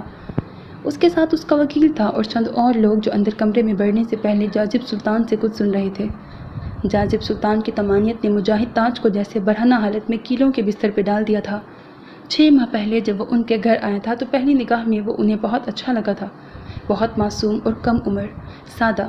دوسری بار کالج کے سامنے ان کی نگاہ حیرت میں ڈوبنے کے باعث کچھ اور دیکھنے جانچنے کے لیے ابھر نہ سکی، اور تیسری بار جب وہ بازار سے باہر کھڑا تھا تب وہ غصے اور انتقام میں چل رہے تھے، اندھے ہو رہے تھے، مگر اپنی تمام تر نفرت و اشتعال کے باوجود وہ جب یادداشت کے پردے پر ابھرا بہت کم عمر، معصوم، کم فہم اور بے بس لگا تھا، اتنا کہ وہ اسے گنتی میں ہی نہ لاتے تھے۔ مگر آج وہ بہت سنجیدہ نظر آ رہا تھا، بہت باوقار، با اعتماد، اپنی عمر سے بہت بڑا۔ وہ بہت بہادر بھی محسوس ہو رہا تھا، بے فکر، بے خوف۔ اس کی طمانیت اور خود اعتمادی کو ظاہر کرنے کے لیے مجاہد تاج کو کوئی لفظ موزوں نہیں لگ رہا تھا، بے پرواہ۔ وہ سیاہ پینٹ شرٹ میں ملبوس تھا، سیاہ گوگلز، سلیقے سے جمے بال، سیاہ نئے نوک والے جوتے۔ وہ سلور گرے بڑی گاڑی سے ٹیک لگائے یوں کھڑا تھا کہ بس 2-4 منٹ میں فراغت پائے اور نکل جائے۔ اس کی شیو 7 o'clock تھی اور اس کے وجود سے اٹھتی تازگی گرد و پیش پر بھی اثر انداز ہو رہی تھی۔ وہ ایک بھرپور مرد دکھائی دیتا تھا، مردانہ وجاہت کا شاہکار، ہر کس و ناقص کو ایک بار پلٹنے پر مجبور کر رہا تھا۔ اس نے ایک پہلی نگاہ کے بعد دوبارہ انہیں نہیں دیکھا تھا۔ وہ عدالت کے اس کمرے کو دیکھ رہا تھا جہاں وکیل صاحب گئے تھے، جبکہ مجاہد تاج شدید نفرت کے باوجود اسی کو دیکھے جا رہے تھے۔ تابہ عدالت کے کمرے سے بہت دور ایک گوشے سے نکل کر جب کمرے کے دروازے پر پہنچی تو وکیل صاحب نے مجاہد تاج اور ارد گرد پھیلے دیگر کو دیکھ کر وکٹری کا نشان بنایا تھا۔ تابہ نے مجاہد تاج کے تشفی کے لیے اٹھے ہاتھ کو بغور دیکھ کر سر جھکایا تھا۔ اسے تمام سبق ازبر تھے، اسے تمام واقعات و حالات بھی یاد تھے۔ وہ جانتی تھی اب غلطی کی گنجائش نہیں۔ وہ وکیل صاحب کی پکار پر جب گھومی تبھی اس نے سامنے اس شخص کو دیکھ لیا جو اسے ہمیشہ خیالی دنیا میں رہنے والا لگا تھا۔ اس نے کبھی اس کی باتوں پر یقین نہیں کیا، باوجود اس کے کہ وہ باتیں دل کی دنیا کو تہ و بالا کر دیتی تھی۔ اس نے اس سے کہا تھا وہ بے حد حقیقت پسند عملی لڑکی ہے اور ایسے خواب و خیالوں کی باتوں پر یقین نہیں کرتی۔ وہ بہت خوبصورتی سے کہہ رہا تھا، ایسے میں اس کی آنکھوں میں دیکھنا دل گردے کا کام ہوتا تھا۔ میرے خوابوں کو برا نہ کہنا، نہ خیالوں کی توہین کرنا۔ آنکھ بند کر کے من پسند خواب دیکھوں گا تو تبھی تو جاگ کر تعبیر ڈھونڈنے کے لیے تعبیر کر دوں گا۔ اور جہاں تک حقیقت اور عمل کی بات ہے، اللہ نہ کرے کہ آزمائش آئے۔ میرے جیسا شخص جو اپنے خواب کی اتنی حفاظت کرتا ہے، وہ تعبیر کو اتنی آسانی سے لوٹنے نہیں دے گا، بے وقوف لڑکی۔ اور اس کی یہ بات تابہ مجاہد کے دل میں کھپ گئی تھی۔ اس نے یقین کر لیا تھا۔ جاذب سلطان کی جذبے لٹاتی آنکھیں گوگلز کے پیچھے تھیں، مگر اس نے تابہ کا رکنا اور دیکھنا محسوس کر لیا تھا۔ اس نے فقط اپنے بازو سینے پر لپیٹے تھے اور ٹانگوں کو کینچی کر لیا تھا۔ یہ اس کی طمانیت کا واضح اشارہ تھا۔ تابہ نے دوسری نگاہ نہیں ڈالی، وہ تیزی سے اندر بڑھ گئی تھی۔ تیزی سے اندر بڑھتے رضوان بریکٹ نازا کا شوہر نے مجاہد تاج کو دیکھ لیا تھا۔ وہ ذرا سا جھٹکا۔ ان کے ہاتھ میں ایک فائل تھی اور اخبار۔ کاروباری حوالے سے عدالتوں کے چکر لگ ہی جاتے تھے، یقیناً مجاہد تاج ایسے ہی کسی معاملے سے آج یہاں ہوں گے۔ خود وہ اپنے محلے کے ایک جھگڑے جو بڑھ کر زندگی موت کا معاملہ بن چکا تھا کے فیصلے کے چکر میں اہل محلہ کا سرگنا بن کے آیا ہوا تھا۔ ہلکا سا رک کر وہ تیزی سے اندر کی جانب بڑھ گیا۔ بریکٹ اب کون رک کر سلام دعا کرتا پھرے؟ وہ داماد کے درجے کو اچھی طرح سے استعمال کرنا جانتا تھا۔ ہاں، اگر وہ دیکھ کر مخاطب کر لیں گے تو خوب جھک کر سلام بھی ہوگا اور دیگر کا تعارف بھی۔ فیصلے کے بعد وہ آگے بڑھا، تبھی بے چینی سے سگریٹ پھونکتے ساجد تاج کو دیکھ لیا۔ وہ ٹہل رہے تھے اور چہرہ بے چینی اور گھبراہٹ کی تصویر تھا۔ ساتھ ہی جمید اور شکیل بھی تھے جو سر جوڑے بڑے راستانہ انداز میں ہلکی آواز مگر تیزی سے بول رہے تھے۔ معاملہ گمبھیر معلوم ہوا۔ رضوان نے سوچا، ابھی ان کی پیشی میں ذرا وقت ہے، پتہ کرنا ہی پڑے گا۔ وہ اپنے ساتھ آئے لوگوں کو بتانے لگا کہ سسر صاحب نظر آ رہے ہیں، ذرا معلوم کرتا ہوں کہ سب خیریت ہے نا۔ رضوان جس پارٹی کی جانب تھا، فیصلہ اسی کے حق میں ہوا۔ وہ تنی گردن اور چوڑے سینے کے ساتھ قدم آگے بڑھ کر چلتا تھا۔ جیت کا ضامن۔ تبھی ہلکی سی ہلچل سے نے سب کو چونکا دیا۔ متوجہ ہونے پر مجاہد تاج کے عین سامنے وکیل کھڑا تھا اور کچھ اجنبی چہرے۔ وکیل صاحب کے چہرے پر مایوسی، درشتی، ناگواری کا گہرا عکس تھا۔ وہ اپنے قلم کو جیب میں رکھتے ہوئے اور چشمے کو کیس میں ڈالتے ہوئے خفگی کا اظہار کر رہے تھے۔ دوسری جانب مجاہد تاج شدید بے بسی، شدید بے یقینی سے وکیل کو دیکھتے ہوئے جیسے کچھ نہیں سمجھ پا رہے تھے۔ وہ اچک اچک کر وکیل کے پیچھے کھڑے لوگوں کو کھوج رہے تھے۔ تابہ مجاہد کہاں تھی؟ انہوں نے وکیل ہی کے ساتھ تو اسے روانہ کیا تھا، پھر کہاں رہ گئی؟ کیا کوئی نیا شوشہ؟ وکیل کا تنہا ہونا سب کے لیے چھمبے کا باعث تھا۔ ساری احتیاطی تدابیر بھول کر کونوں خدروں سے بکھرے تاج ہاؤس کے مکین تیزی سے ان کے نزدیک آنے لگے۔ رضوان ان سب کے اس طرح اکٹھا ہونے اور سر پٹ بھاگنے پر ابھی کھل کر حیران بھی نہ ہو پایا تھا کہ مجاہد تاج کے حلق سے سیٹی کسی آواز نکلی۔ وہ دل پہ ہاتھ رکھے جھکے جا رہے تھے، وکیل صاحب کے اوپر آ رہے تھے جو اس افتاد پر مدد طلب نگاہوں سے دیکھ رہے تھے۔ رضوان سب سے نزدیک تھا، وہ مجاہد تاج کا پہلا سہارا بنا۔ رضوان کے لیے باعث حیرت تھا کہ سب مجاہد تاج کو سنبھالنے کے بجائے عدالت کے کمرے کے دروازے کی جانب دیکھے جا رہے تھے۔ ان کی متلاشی نگاہیں بہت بے قرار تھیں، عجلت اور بے یقینی۔ سپاہیوں کے جلوں میں سر تا پیر برقعے میں ڈھکی لڑکی، وہ سب سلور گرے گاڑی کے قریب جا کھڑے ہوئے تھے۔ سیاہ لباس میں مردانہ وجاہت کا شاہکار وہ لڑکا فون پر کسی سے ہم کلام تھا۔ وہ تیز تیز قدم چل رہا تھا، اسے گاڑی کا دروازہ کھولنا تھا۔ لڑکی عاقل و بالغ ہے، اس نے ہمارے عائد کردہ تمام الزامات کو مسترد کرتے ہوئے کہہ دیا ہے کہ اس نے اپنی مرضی سے برزہ و رغبت گواہان کی موجودگی میں تمام لوازمات و شرائط پورا کرتے ہوئے جاذب سلطان سے نکاح کیا ہے اور وہ آئندہ کی زندگی اسی کے ساتھ گزارنا چاہتی ہے، بلکہ اس نے عدالت سے تحفظ کی درخواست بھی کر دی ہے۔ لہٰذا اس سیدھے سیدھے کیس کا فیصلہ لڑکی کے حق میں ہو گیا، ہمارا دعویٰ خارج کر دیا گیا۔ بلکہ اگر ان دونوں کو کسی بھی قسم کا کوئی نقصان پہنچتا ہے تو عدالت میں اس سب کے لیے پہلے ہی تاج فیملی کو نامزد کیا جا چکا ہے۔ میری وکالت اور قابلیت اس صورت میں کام آتی جب آپ لوگ لڑکی کو قائل اور مائل کر کے لاتے۔ وکیل نے بہت تیزی سے دریا کو کوزے میں بند کر دیا تھا۔ وہ بہت مدمزہ دکھائی دے رہا تھا اور کسی حد تک حیران بھی تھا۔ لڑکی بے حد ڈری سہمی دکھائی دیتی تھی۔ وکیل صاحب کو حیرت ہوئی تھی کہ اس نے گھر سے باہر قدم نکالنے سے لے کر نکاح تک کا قدم کیسے اٹھا لیا تھا، جبکہ ہر نشست میں وہ فقط اطاعت و فرما برداری کی مورت نظر آتی تھی، اور وکیل صاحب کو ایک بار بھی شائبہ تک نہ گزرا کہ اور اس کے ذہن میں سب کچھ واضح تھا، کہیں کوئی جھول نہیں تھا۔ وہ ایک قطعی مختلف لڑکی تھی جو کچھ دیر پہلے جج کے روبرو تھی، اور وہ جس سے وہ بہت پہلے ملے تھے، بریکٹ با اعتماد، قطعیت سے بھرپور، بے خوف، پرسکون اور فیصلہ کن۔ وکیل دامن جھاڑ کر جا سکتا تھا، مگر یہ سب جا سکتے تھے اپنی بہت ساری سوچوں سے پرے۔ جو آج ہوا تھا وہ تو خواب و خیال میں بھی نہ تھا۔ تابہ گھر سے بھاگی، سوچ کی حد سے باہر تھا یہ خیال، مگر ایسا ہو کیا تھا؟ غیرت پر تازیانہ بن کر لگتا ایک بے یقین منظر۔ تلسم میں جکڑا شکیل بیدار ہوا تھا۔ وہ تابہ پر جھپٹنا چاہتا تھا اور ایک ہی بار میں دونوں کو زمین کے اندر غرق کر دیتا۔ وہ بل فائٹنگ کے سب سے تنومند اور جارح بل کی طرح اس جتھے پر جھپٹا تھا جس میں حیدر سلطان تھے، 2 یا 3 پولیس والے، چند دوسرے لوگ، بریکٹ گواہان، جازب سلطان اور تابہ جازب سلطان۔ بل کو اپنی طاقت پر ناز تھا، بھروسہ تھا۔ وہ ایک ہی ٹکر سے سامنے والوں کو چیر پھاڑ دینے کی صلاحیت رکھتا تھا، مگر پولیس والے تیار تھے۔ بندوق کا ایک بٹ کھا کر وہ مٹی چاٹنے لگا۔ تابہ جازب نے مڑ کر نہیں دیکھا تھا۔ شکیل کی اس حرکت نے اس کے سیکیورٹی فراہم کی جائے والے بیان پر مہر تصدیق ثبت کر دی تھی۔ عدالتوں میں ایسے تماشے روزمرہ کی بات تھی، ہار کا غم اور جیت کا جشن۔ ساری محتاط روی پر پیر لگ گیا، سب تہس نہس۔ عدالتوں میں ایسے ہی ہجوم لگتے اور چھٹتے ہیں، کون دے اہمیت، مگر ایک نامور سیاستدان کی خفیہ بیوی نے دھتکارے جانے پر اس پر نان نفقہ کا کیس کر دیا تھا۔ سیاستدان مضبوط سیٹ پر بیٹھا تھا۔ بیوی کی دادرسی کیسے ہوتی؟ بڑی مشکل سے چند رپورٹرز کو لے کر وہ پریس کانفرنس کرنا چاہ رہی تھی۔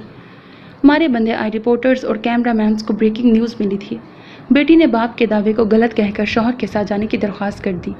فیصلہ لڑکی کے حق میں، باپ کو عدالت کے احاطے میں ہارٹ اٹیک۔ ہمارے نمائندے الف بے جیم کے مطابق ڈھن ڈھن ڈھن، سرخ پٹی پر چلتی خبر، دل دہلاتا میوزک۔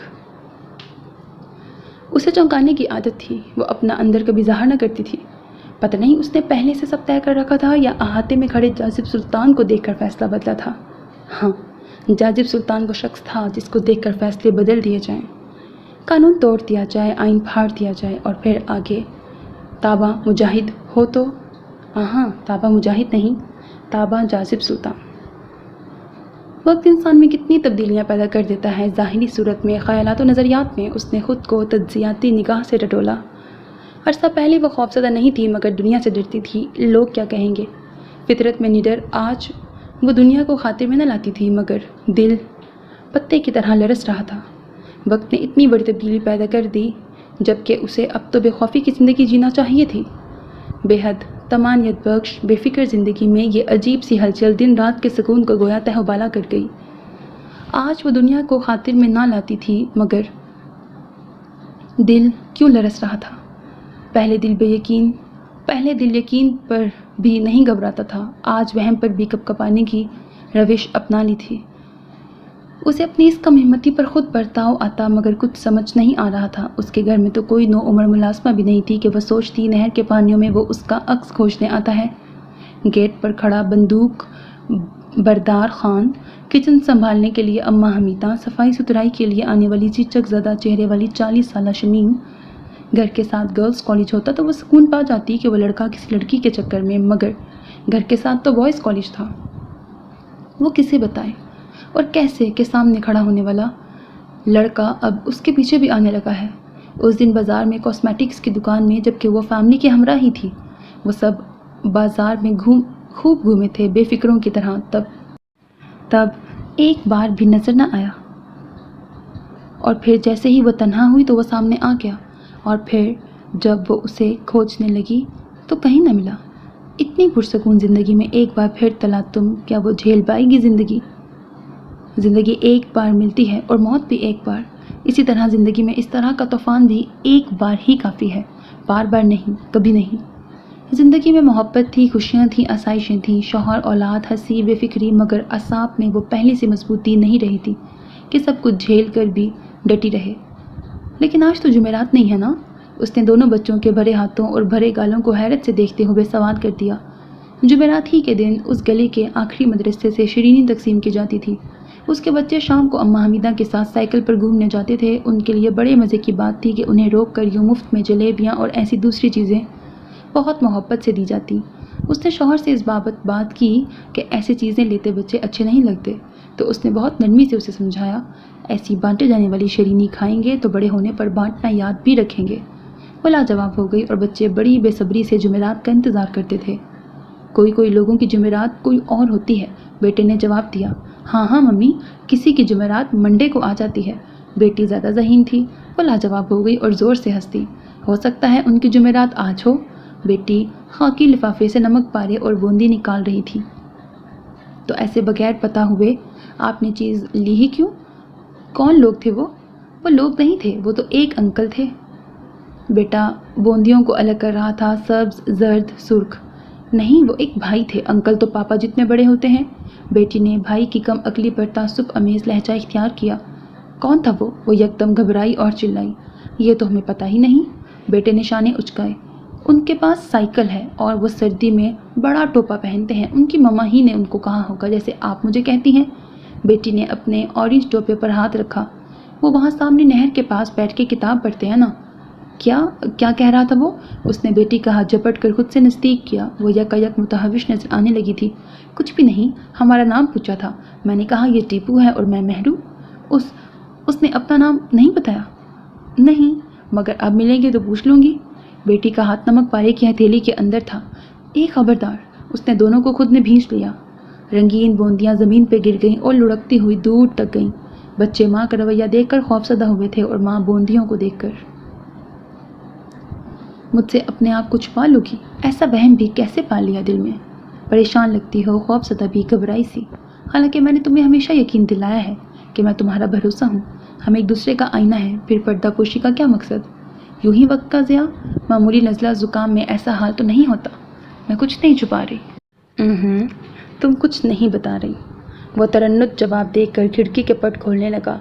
دھوپ اس وقت بیڈ پر اس طرح پڑتی کہ وہ دھوپ پہ نہا جاتی، نزلے میں خاصا افاقہ ہوتا۔ ایک منٹ، کھڑکی مت کھولے۔ وہ جو نیم دراز تھی بہت تیزی سے اٹھ بیٹھی۔ اس کے پردے سمیٹتے ہاتھ رک گئے۔ اس نے بےحد اچنبھے سے اسے دیکھا تھا۔ میرا مطلب ہے ہوا بہت ٹھنڈی ہے، میرے سر میں درد ہو جائے گا۔ ہوا تو سرد ہے، مگر یہ جو دھوپ۔ اس نے بیڈ پر آتی دھوپ کی جانب ہاتھ سے اشارہ کیا۔ ہاں دھوپ اچھی ہے، مگر بس۔ وہ تھکے انداز میں بیڈ پر ڈھہ سی گئی، آنکھیں موند لیں جیسے اب کچھ نہ بولنے کی۔ ہم بنا کہے سنے ایک دوسرے کو جان لیتے تھے۔ تم بتانا نہیں چاہتی تو میں پوچھوں گا بھی نہیں، مگر بس۔ وہ کھڑکی سے باہر تحت نگاہ دیکھ رہا تھا۔ دھوپ نے نہر کے پانی کو پیلا رنگ دے رکھا تھا، یوں لگتا نہر میں پانی نہیں پگھلا ہوا سونا بہہ رہا ہو۔ تم پر یہ جو اداسی کی لہر، خاموشی، بے کلی چھا جاتی ہے، یہ مجھ سے برداشت نہیں ہوتی۔ میں تمہیں اس کیفیت سے نکلنے کے لیے وقت دیتا ہوں، مگر وہی بات کہ مجھ سے تمہارا یہ تڑپنا برداشت نہیں ہوتا، خاص طور پر جب مجھے علم ہو کہ میں کچھ کر نہیں سکتا کہ تم اس سے ابھر سکو۔ وہ اپنی مجبوری بتا رہا تھا اور اتنا بے بس لگ رہا تھا کہ وہ ہمیشہ کی طرح ایمان لے آئی۔ اس نے اس پر ہمیشہ یقین کیا تھا، خود سے بھی زیادہ، بہت زیادہ۔ آنکھ بند کر کے ساری دنیا سے کٹ کر رہتے ہوئے الگ بسائی جانے والی اس دنیا میں سکون اور بے فکری تھی، ایک دوسرے میں مگن، خوشیاں اور غم، بس اسی گھر کے اندر وہ سب ایک دوسرے کے عادی تھے۔ اور کی بھی طلب اتنا پاگل نہیں کرتی تھی کہ زندگی سے بیزاری ہو جائے، مگر انسان تبدیلی کا خواہش مند رہتا ہے۔ اس کی کنوتیت وہ برداشت نہ کر سکا۔ مری جانے کے لیے ٹکٹ اس کے سامنے رکھتے ہوئے وہ خوش تھا، اور وہ ہر بار سردی، موسم برداشت، بیماری جیسے جملے بول کر مزہ کرکرا کر دیتی تھی، مگر اس بار بہت زیادہ خوش ہو گئی۔ بہت دنوں بعد وہ مسکرائی، آنکھوں میں چھائی تفکر کی لہریں معدوم ہو گئیں اور ان کی جگہ اطمینان ہلکورے لینے لگا۔ نئے گرم کپڑے اور جوتے، ہوٹل، سیر کا پورا پلان، ہر بار وہ پروگرام ترتیب دیتا تھا۔ اس بار وہ بڑھ چڑھ کے بول رہی تھی اور وہ مسکراتے ہوئے اسے سن رہا تھا۔ وہ اداس ہوتی تھی تو یوں لگتا شام طاری ہو گئی ہو۔ خاموشی دھیان کرواتی تھی۔ اتنا گہرا سناٹا کائنات پر طاری ہو گیا ہے کہ اگر اس سمے پھول کھلیں تو پتیوں کی انگڑائیاں اور ٹوٹی سانسیں صاف سنائی دیں گی۔ وہ مسکرا رہی تھی، اور اس عالم میں اس کے حسن کو بتانے کے لیے وہ چیخ چیخ کر لفظوں کی کمیابی کا رونا روتا تھا۔ اور اب جب کہ وہ کھلکھلا کے ہنس رہی تھی، بول رہی تھی، تب اسے اپنی قوت گویائی چھن جانے کا احساس ہوا۔ وہ خوبصورت تھی، وہ یہ بات ہمیشہ سے جانتا تھا۔ وہ اتنی زیادہ خوبصورت ہے، اسے ہر روز یہ بات جیسے نئے سرے سے پتہ لگتی، نئے سرے سے حیران کرتی تھی۔ وہ اس کی تیاری کے جوش و خروش کو بڑی تسلی سے فراغت لے کر دیکھ رہا تھا۔ دنیا میں غم روزگار نہ ہوتا نا تو وہ ساری عمر ایسے گزار دیتا، مگر یہ پاپی پیٹ۔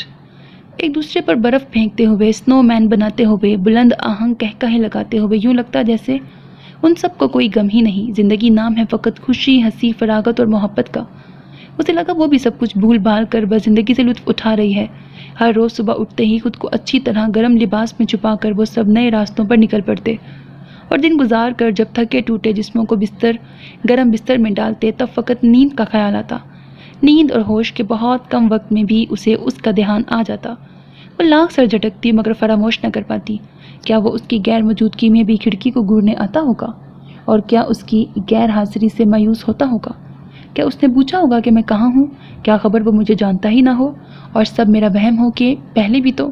لیکن نہیں، وہم اور حقیقت میں فرق کرنا تو وہ جانتی ہی تھی۔ اس کی موجودگی حقیقت تھی اور وہ اسی کو کھوجتا ہے، وہم قطعاً نہیں تھا۔ کتنی عجیب تھی وہ اس کی موجودگی کے خیال سے خوفزدہ تھی اور حیران تھی۔ پتہ نہیں حیرت کا عنصر زیادہ تھا یا خوف کا، لیکن اسے جان کا خوف نہیں تھا، مال کا خوف بھی جاتا رہا۔ اسے اس کی موجودگی کبھی اپنی عزت کے لیے خطرہ نہیں لگی۔ پھر یہ کیسا خوف تھا؟ بریکٹ کیسا اطمینان تھا؟ کیا وہ اس الجھن کو سلجھانے کے لیے کسی سے مدد طلب کرے؟ کیا وہ سینہ تان کر جائے اور اس سے پوچھے کہ اسے کیا تکلیف ہے، یا وہ گیٹ مین سے کہہ کے اسے یہاں سے بھگا دے، ڈرا دے؟ مگر ایسے جارے خیالات، پتہ نہیں وہ خود کیوں ڈر جاتی تھی۔ وہ اس کے لیے قطعاً اجنبی تھا، مگر کچھ آشنائی کا خیال۔ وہ باز پرس پر کیا جواب دے گا؟ اسے اس جواب سے ڈر لگا، نہ جانے کیسا جواب۔ مری سے وہ واپس لوٹی تو نہر والے روڈ پر چڑھتے ہی اس نے ہر سائیکل سوار کو گھورا تھا۔ ہر وہ شخص جس نے چمڑے کی جیکٹ پہن رکھی ہو، جس نے کن ٹوپ پہن رکھے ہوں، جو دبلا پتلا ہو، جس کے ہاتھ ملائم سے ہوں۔ گھر کے عین سامنے گاڑی رکنے اور گیٹ کھلنے کے مرحلے تک اس نے گردن گھما کر خوب تسلی کر لی تھی، وہاں کوئی نہیں تھا۔ اس کے دل میں سکون کی لہریں ہلکورے لینے لگی۔ اس کی شوخی اوت کر آئی اور سب نے محسوس کی تھی۔ صبح ایک ورکنگ ڈے کا آغاز تھا۔ سامان سمیٹنے کے ساتھ ساتھ اسے ان سب چیزوں کی تیاری بھی کرنی تھی۔ گھر میں اماں حمیدہ موجود تھی، مگر وہ بہت کچھ دیکھتی بھالتی جب اپنے کمرے تک آئی۔ ہر شے اپنی جگہ پر تھی۔ اس کے لبوں پر مسکان ابھر آئی۔ وہ بہت فریش تھی اور اب اپنے بالوں میں برش کر رہی تھی، کچھ گنگنا بھی رہی تھی۔ اپنا گھر اپنا ہی ہوتا ہے، دنیا جہان کی خوبصورتی ایک طرف اور گھر کی خوبصورتی ایک طرف۔ جو سکھ یہاں آ کر ملا وہ اتنا سفر کر کے اور پیسہ خرچ کر کے بھی نہیں ملا، اور پھر تم۔ وہ بھی خوشگوار موڈ میں اندر آیا تھا اور اسے مسکراتا دیکھ بشاش ہو گیا۔ اس نے آگے ڈالے بال پیچھے پھینکے، تب وہ اس کے پیچھے آ کر کھڑا ہو گیا، اس کی کمر میں ہاتھ ڈال کر اسے اپنے قریب کیا اور شانے سے لگا کر بالوں سے اٹھتی بھینی بھینی مہک کو اندر اتارتے ہوئے آئینے میں خود کو اور اسے دیکھنے لگا۔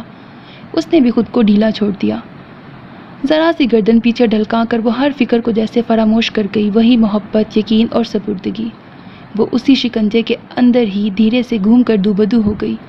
تمہاری یہ حالت میرے لیے عذاب کی طرح ہے اور مجھے قصوروار بتاتی ہے، تب میرا جی چاہتا ہے میں خود کو ختم کر لوں کہ سب دکھوں کا کارن شاید میں ہی ہوں نا۔ اس نے بے ساختہ اپنا ہاتھ اس کے ہونٹوں پہ رکھ دیا، جملے کا گلا گھٹ گیا۔ ایسا مت کہو، میری حالت کو کچھ نہیں ہوا، اور اگر ایسا کچھ ہے بھی تو اس سب میں تم بہرحال کہیں نہیں ہو۔ میں نے کہیں بھی تمہیں مورد الزام نہیں ٹھہرایا، میرے مجرم کوئی اور لوگ ہیں۔ دونوں کے مکالمے نے ماحول پر چھایا فسوں توڑ دیا۔ دونوں ہی کو احساس ہوا، اب موڈ مت بدلو، اپنی بات کرو اور میری، بس میں ہوں نا اور تم بھی ہو، بس کافی ہے۔ اس کی یقین دہانی پر اس نے آنکھیں موند کر اس کے شانے پر سر ٹکایا تو وہ اسے لیے آگے بڑھنے لگا۔ ٹھنڈی ہوا نے اس کے جسم کو چھوا تو جسم میں پھریری سی دوڑی۔ وہ چونکی، ارے ہٹو، کوئی دیکھ لے گا۔ وہ گھبرائی اور کسمسائی۔ میں کسی سے نہیں ڈرتا، وہ مسکرایا۔ وہ تو مجھے معلوم ہی ہے۔ وہ ہنسی تھی مگر آواز گھٹ گئی۔ اس نے کسی کے دیکھ لینے کا خدشہ یوں ہی ناز میں کہا تھا، سب کچھ فراموش کر کے، مگر واقعی اس کا خدشہ در حقیقت کا روپ دھار گیا تھا۔ کسی نے دیکھ لیا تھا، اور وہ کسی کون تھا؟ اس کے پورے وجود میں سرد لہر دوڑ گئی۔ شدید سردی میں بھی اسے لگا کہ اس کے جسم سے پسینہ پھوٹا ہے۔ تینوں کی نظریں باہم ٹکرائی تھیں۔ اوہ، وہ اسے ذرا سا خود سے دور کرتے ہوئے کھڑکی کے پٹ بند کرنے لگا۔ اس کی شدید گھبراہٹ اور فقر رنگ کو اس نے کسی کے دیکھ لیے جانے سے تعبیر کیا تھا۔ وہ اس سے الگ ہو کر بیڈ پہ جا بیٹھی اور ہانپنے لگی۔ پٹ بند کرتے ہوئے اس نے سامنے موجود شخص کو سرسری سا دیکھا تھا جو بینچ پہ بیٹھا کتاب بینی کر رہا تھا اور ایک بار پھر سر جھٹک گیا تھا۔ کوئی پڑھنے کا شائق، پرسکون ماحول کا خواہش مند۔ کم آن یار، بیوی ہی سے رومانس کر رہا تھا۔ وہ اسے گدگدانے لگا۔ ڈرتی کیوں ہو؟ وہ ذرا شانت نہ ہوئی۔ روشن دن میں وہ بہت دور تھا مگر اس کی آنکھوں کی سرد مہری نے اس کے وجود کو ٹھٹرا دیا تھا۔ خوف کا ایک کارن، اسے وہ آنکھیں اجنبی نہیں لگی تھیں، اور پہلے اسے وہ ناک اجنبی نہ لگی، اور اب تم تو بالکل یک ہو گئی ہو۔ میں تمہارے لیے اپنے ہاتھ سے کافی بنا کے لاتا ہوں بے وقوف۔ وہ اس کے سر پر چپت لگاتا باہر کو نکلا تھا۔ پڑ جایا کرتے تھے اسے ایسے قنوطیت کے دورے جب وہ ہر شے سے بیزار دن رات کی ترتیب بھول جاتی تھی، پریشان حال، خاموش، چڑچڑی، یا پھر خالی آنکھوں سے گرد و پیش کو اجنبیت سے تکتی۔ ایسے حال میں اسے اپنی کوکھ سے پیدا کیے بچے بھی بھول جاتے تھے، اور جب بھی وہ ان حالوں میں ہوتی وہ اسے قطعاً نہ چھیڑتا، تاوقت یہ کہ وہ خود ہی نہ ابھر جائے۔ سوچوں کا ازدحام، ملال، یاد، دکھ اور نم آنکھیں۔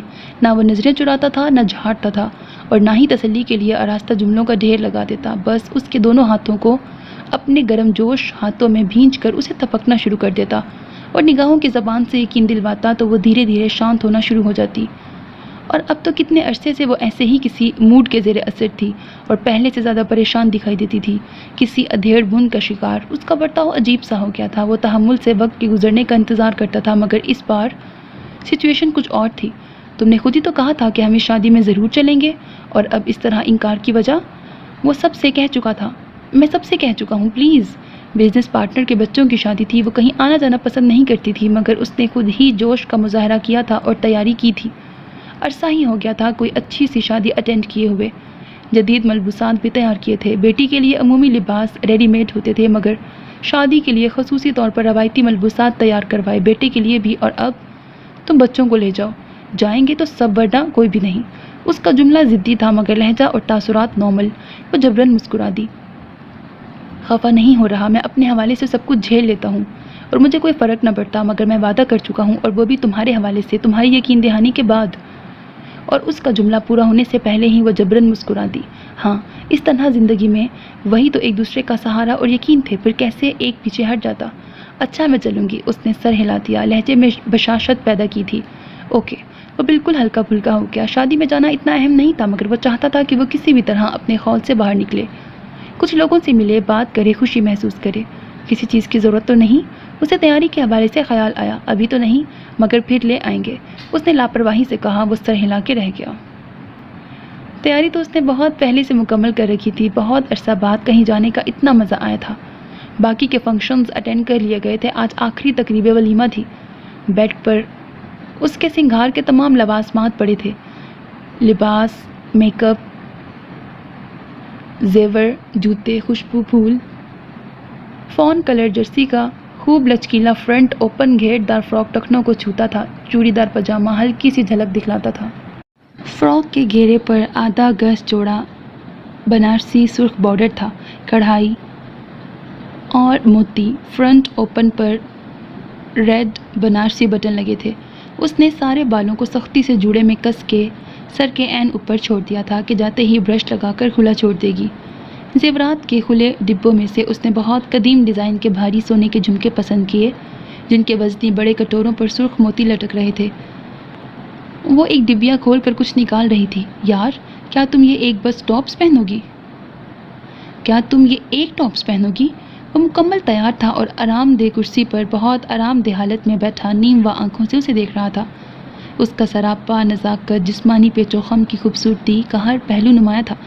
وہ آج بھی ساحرہ تھی جس کے منتر کا مارا پانی مانگنے کے قابل بھی نہیں رہتا، ایڑیاں رگڑتا ہے اور موت دور کھڑی ہاتھ ہلاتی ہے، مگر وہ بڑا سخت جان تھا۔ جلا ڈالو، پھونک دو، مگر بس سامنے رہو، رہنے دو۔ یہ جھمکے اچھے لگیں گے، یہ ٹاپس تو بہت چھوٹا ہے، دکھائی ہی نہ دے گا۔ اس نے آگے بڑھ کر کچھ حیرت سے سوال کیا تھا۔ ہیں؟ وہ چونکی، اسے دیکھا، پھر اس کے ہاتھ میں موجود ڈبیا کو، پھر سوال کو یاد کیا۔ اس پر چہرے کا استجاب، وہ یکدم کھلکھلا کے ہنستی اور ہنستی چلی گئی۔ وہ سوال بھول کر اسے ہنستا دیکھنے لگا۔ کتنے دنوں بعد وہ ایسے ہنسی تھی۔ کبھی تو اسے یوں بھی گمان ہوتا تھا کہ شاید وہ ہنسنا بھول گئی ہو۔ ایسی بے خود ہنسی وہ رکتے رکتے پھر ہنس دیتی تھی۔ آنکھیں پانیوں سے لبریز ہو گئیں۔ یہ ٹاپس نہیں ہے، اس نے ڈبیا لے لی، یہ ناک کی لونگ ہے۔ اتنی بڑی لونگ؟ ناک سے بھی بڑی؟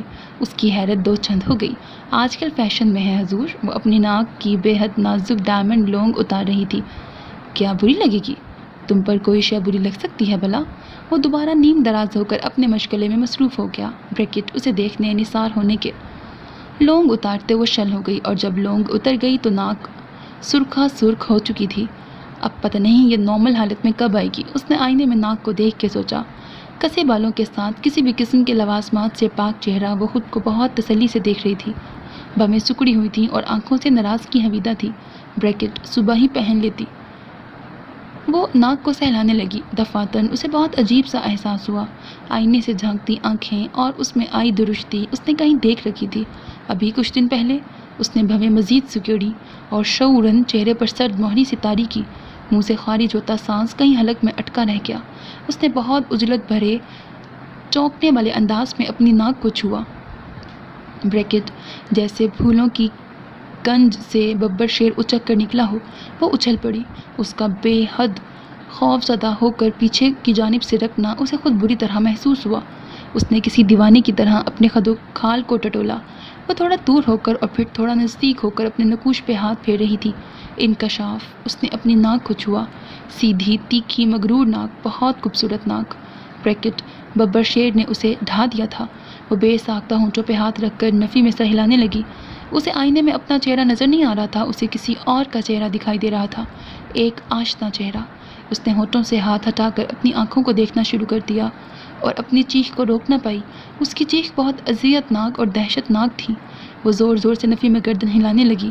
بریکٹ ببر شیر نے اپنے خونخوار دانت اس کے نرخرے میں گاڑ دیے تھے۔ وہ پیچھے ہٹتی گئی اور وہ جو اسے نثار ہوتی نگاہوں سے دیکھ رہا تھا بری طرح چونکا۔ اسے کیا ہو گیا تھا؟ وہ کس اذیت اور تکلیف میں یکدم مبتلا ہو گئی تھی؟ ایسی روح کھینچ لینے والی تکلیف اسے اچانک کیا ہو گیا تھا؟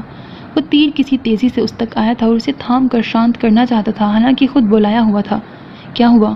کیا ہو گیا ہے تمہیں؟ کیا ہوا؟ ریلیکس۔ وہ جتنا پرسکون ہونے کا درس دے رہا تھا وہ بپھرتی جاتی تھی، جیسے اس کے پیروں کے نیچے پانی ہو اور پانی میں کرنٹ چھوڑ دیا گیا ہو۔ اس میں حیوانی طاقت آ گئی تھی، وہ سنبھالے نہیں سنبھلتی تھی۔ وہ خود کو چھڑوا کر پھر ایک بار خود کو دیکھنے لگی، اپنی آنکھوں کو اور اپنی ناک کو، بے حد خوبصورت ناک۔ اس نے کسی ٹرانس کسی کیفیت میں اپنی ناک کو چڑھا کر دیکھا اور پھر متحوش ہو کر چلائی۔ وہ کسی کا نام لے رہی تھی اور لیے چلے جا رہی تھی، اور اس سے پہلے کہ وہ نام سمجھ کر کچھ کرتا یا اسے کچھ سوچتا، وہ تیر کسی تیزی سے کھڑکی تک آئی۔ اس نے اتنی زور سے پٹ کھولا کہ چھناکے کی آواز سے شیشہ گر کے چکنا چور ہو گیا۔ وہاں سامنے نہر کے کنارے پر وہ موجود تھا۔ اس کی چیخیں اور پورے وجود کی کپکپاہٹ، وہ منہ پر ہاتھ رکھ کے بھاگی تھی۔ اس کے شانے پر سیاہ سکارف تھا، ننگے پیر۔ اس نے بیڈ روم کا دروازہ دھاڑ کی آواز سے کھولا تھا۔ وہ کوریڈور سے بھاگی، دھڑ دھڑ سیڑھیاں اتری، گرتے سکارف کو اب ہاتھ میں پکڑ لیا تھا۔ وہ اس کے پیچھے بھاگا تھا، کچھ سوچے سمجھے بغیر۔ وہ اسے پکار رہا تھا جو کچھ نہیں سن رہی تھی، بھاگی جا رہی تھی۔ وہ گھر کے اندرونی دروازے سے نکل کر ڈرائی وے میں بھاگ رہی تھی۔ اس نے مین گیٹ کو عجلت سے کھولا تھا۔ اس کا بھاگنا اور بے تحاشا رونا گیٹ مین کے لیے شدید ترین اچنبھے کا باعث تھا۔ اپنی مالکن کو اس حال میں دیکھنا اس کے گمان سے باہر تھا۔ اور پھر پیچھے بھاگتا صاحب، وہ روڈ کراس کر چکی تھی، اس کے بال کھل کر بکھر گئے تھے۔ اس نے کچی زمین پر جہاں کہیں کہیں لمبی گھاس تھی پر پاؤں رکھ دیے تھے، وہ سامنے تھا۔ اس کی رفتار تھم گئی اور فراک کا ناچتا گھیرا تھک کر ہانپنے لگا۔ اس کے ہاتھ شل ہو کر گر گئے تھے اور وہ پھٹی آنکھوں سے سامنے موجود شخص کو دیکھ رہی تھی۔ اس کی آنکھوں میں بے یقینی تھی، آنسو تھے، دکھ تھا اور خوشی بھی تھی، مگر سب سے حاوی تھا شدید ترین بے بسی کا احساس۔ ایک ساکت پل یوں تھا جیسے کائنات کا ہر زیرو بے روح ہو گیا ہو، اور بس وہ دو انسان زندہ ہوں، زندہ تھے، سو حرکت بھی تھی۔ وہ یکدم کسی جنونی کی طرح آگے بڑھی۔ اس نے جیکٹ کا اٹھا ہوا کالر گرا دیا تھا، اس نے کنٹوپ اتار کر پھینک دیا، اس نے چمڑے کا چھجے والا گرم ٹوپا نوچ لیا، سلکی بالوں والا سر برہنہ ہو گیا تھا، اور وہ سرد آنکھیں اور وہ خوبصورت ناک۔ اس نے آگے ہو کر اس کے ہاتھ تھام لیے اور یہ ساری حرکت اسی کی جانب تھی۔ وہ بس ایک بت کی طرح ساکت تھا، جیسے اس نے خود کو اس کے اوپر چھوڑ دیا تھا۔ برداشت کی حد ختم ہو گئی تھی، صبر کا پیمانہ۔ وہ ٹوٹی شاخ کی طرح اس پہ گری تھی، اس سے لپٹی تھی، لپٹے لپٹے گھوم گئی۔ وہ اسے چوم رہی تھی، اس میں سما جانا چاہتی تھی، اسے خود میں سمو لینا چاہتی تھی، اس کی آنکھوں سے اتنا پانی بہہ رہا تھا کہ جتنا کہ سامنے کھالے بریکٹ نہر میں بھی نہیں تھا۔ وہ اتنا چیخ رہی تھی کہ صبح دم چلاتی چڑیاں بھی ہار مان لیں۔ وہ اسے یوں ٹٹول رہی تھی جیسے ریت کے ٹیلے پر گرا آنسو ڈھونڈنا ہو۔ وہ اسے پکار رہی تھی، کاشان، کاشی، میرے بھائی، میرے لاڈلے، میرے منّے، میرے گڈے کاشان، میرے شہزادے۔ وہ چلاتی جاتی تھی، میرے بچے۔ اس نے اپنے نم ہونٹ اس کے گال پر جوڑ دیے۔ وہ اسے بے تحاشا چوم رہی تھی۔ ان گالوں پر ہلکا سنہرا روواں تھا اور ہونٹوں کے اوپر بھی۔ وہ کسی بھی شرارت کے بعد جب بھاگتا آتا تھا اور اسے چپکتا تھا تب اس کا سر اس کے پیٹ سے ٹکراتا تھا، پھر جب اس نے ذرا قد نکالا تو وہ اس کے سینے میں سما جاتا تھا۔ آج اس کا منہ چومنے کے لیے اسے ایڑیاں اٹھانی پڑ رہی تھیں۔ 6 سال میں اتنا فرق تو آ ہی جاتا ہے نا۔ اس کے پیچھے بھاگ کر آتا جاذب سلطان وہیں رک گیا تھا، پھر وہ رخ پھیر گیا۔ ہوتا ہے، بعض اوقات کائنات اس پل کو بھی دیکھتی ہے جب جانداروں کے اجسام میں صرف 2 انسان زندہ ہوتے ہیں۔ یہ کیسی ضد ہے کاشان؟ 3 گھنٹے کی مشقت۔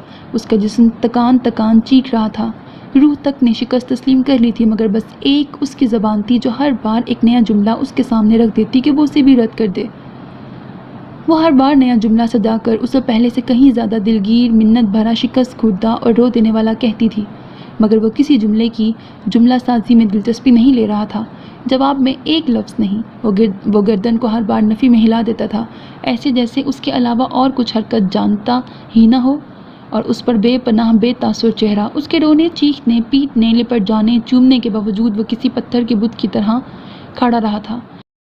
اگر تابہ جاذب سلطان کو فراموش کر چکی تھی کہ وہ کس حال میں سڑک پہ کھڑا ہے، تو دوسری جانب کاشان مجاہد کو بھی دنیا کیا کہے گی جیسے علام سے کوئی سروکار نہیں تھا۔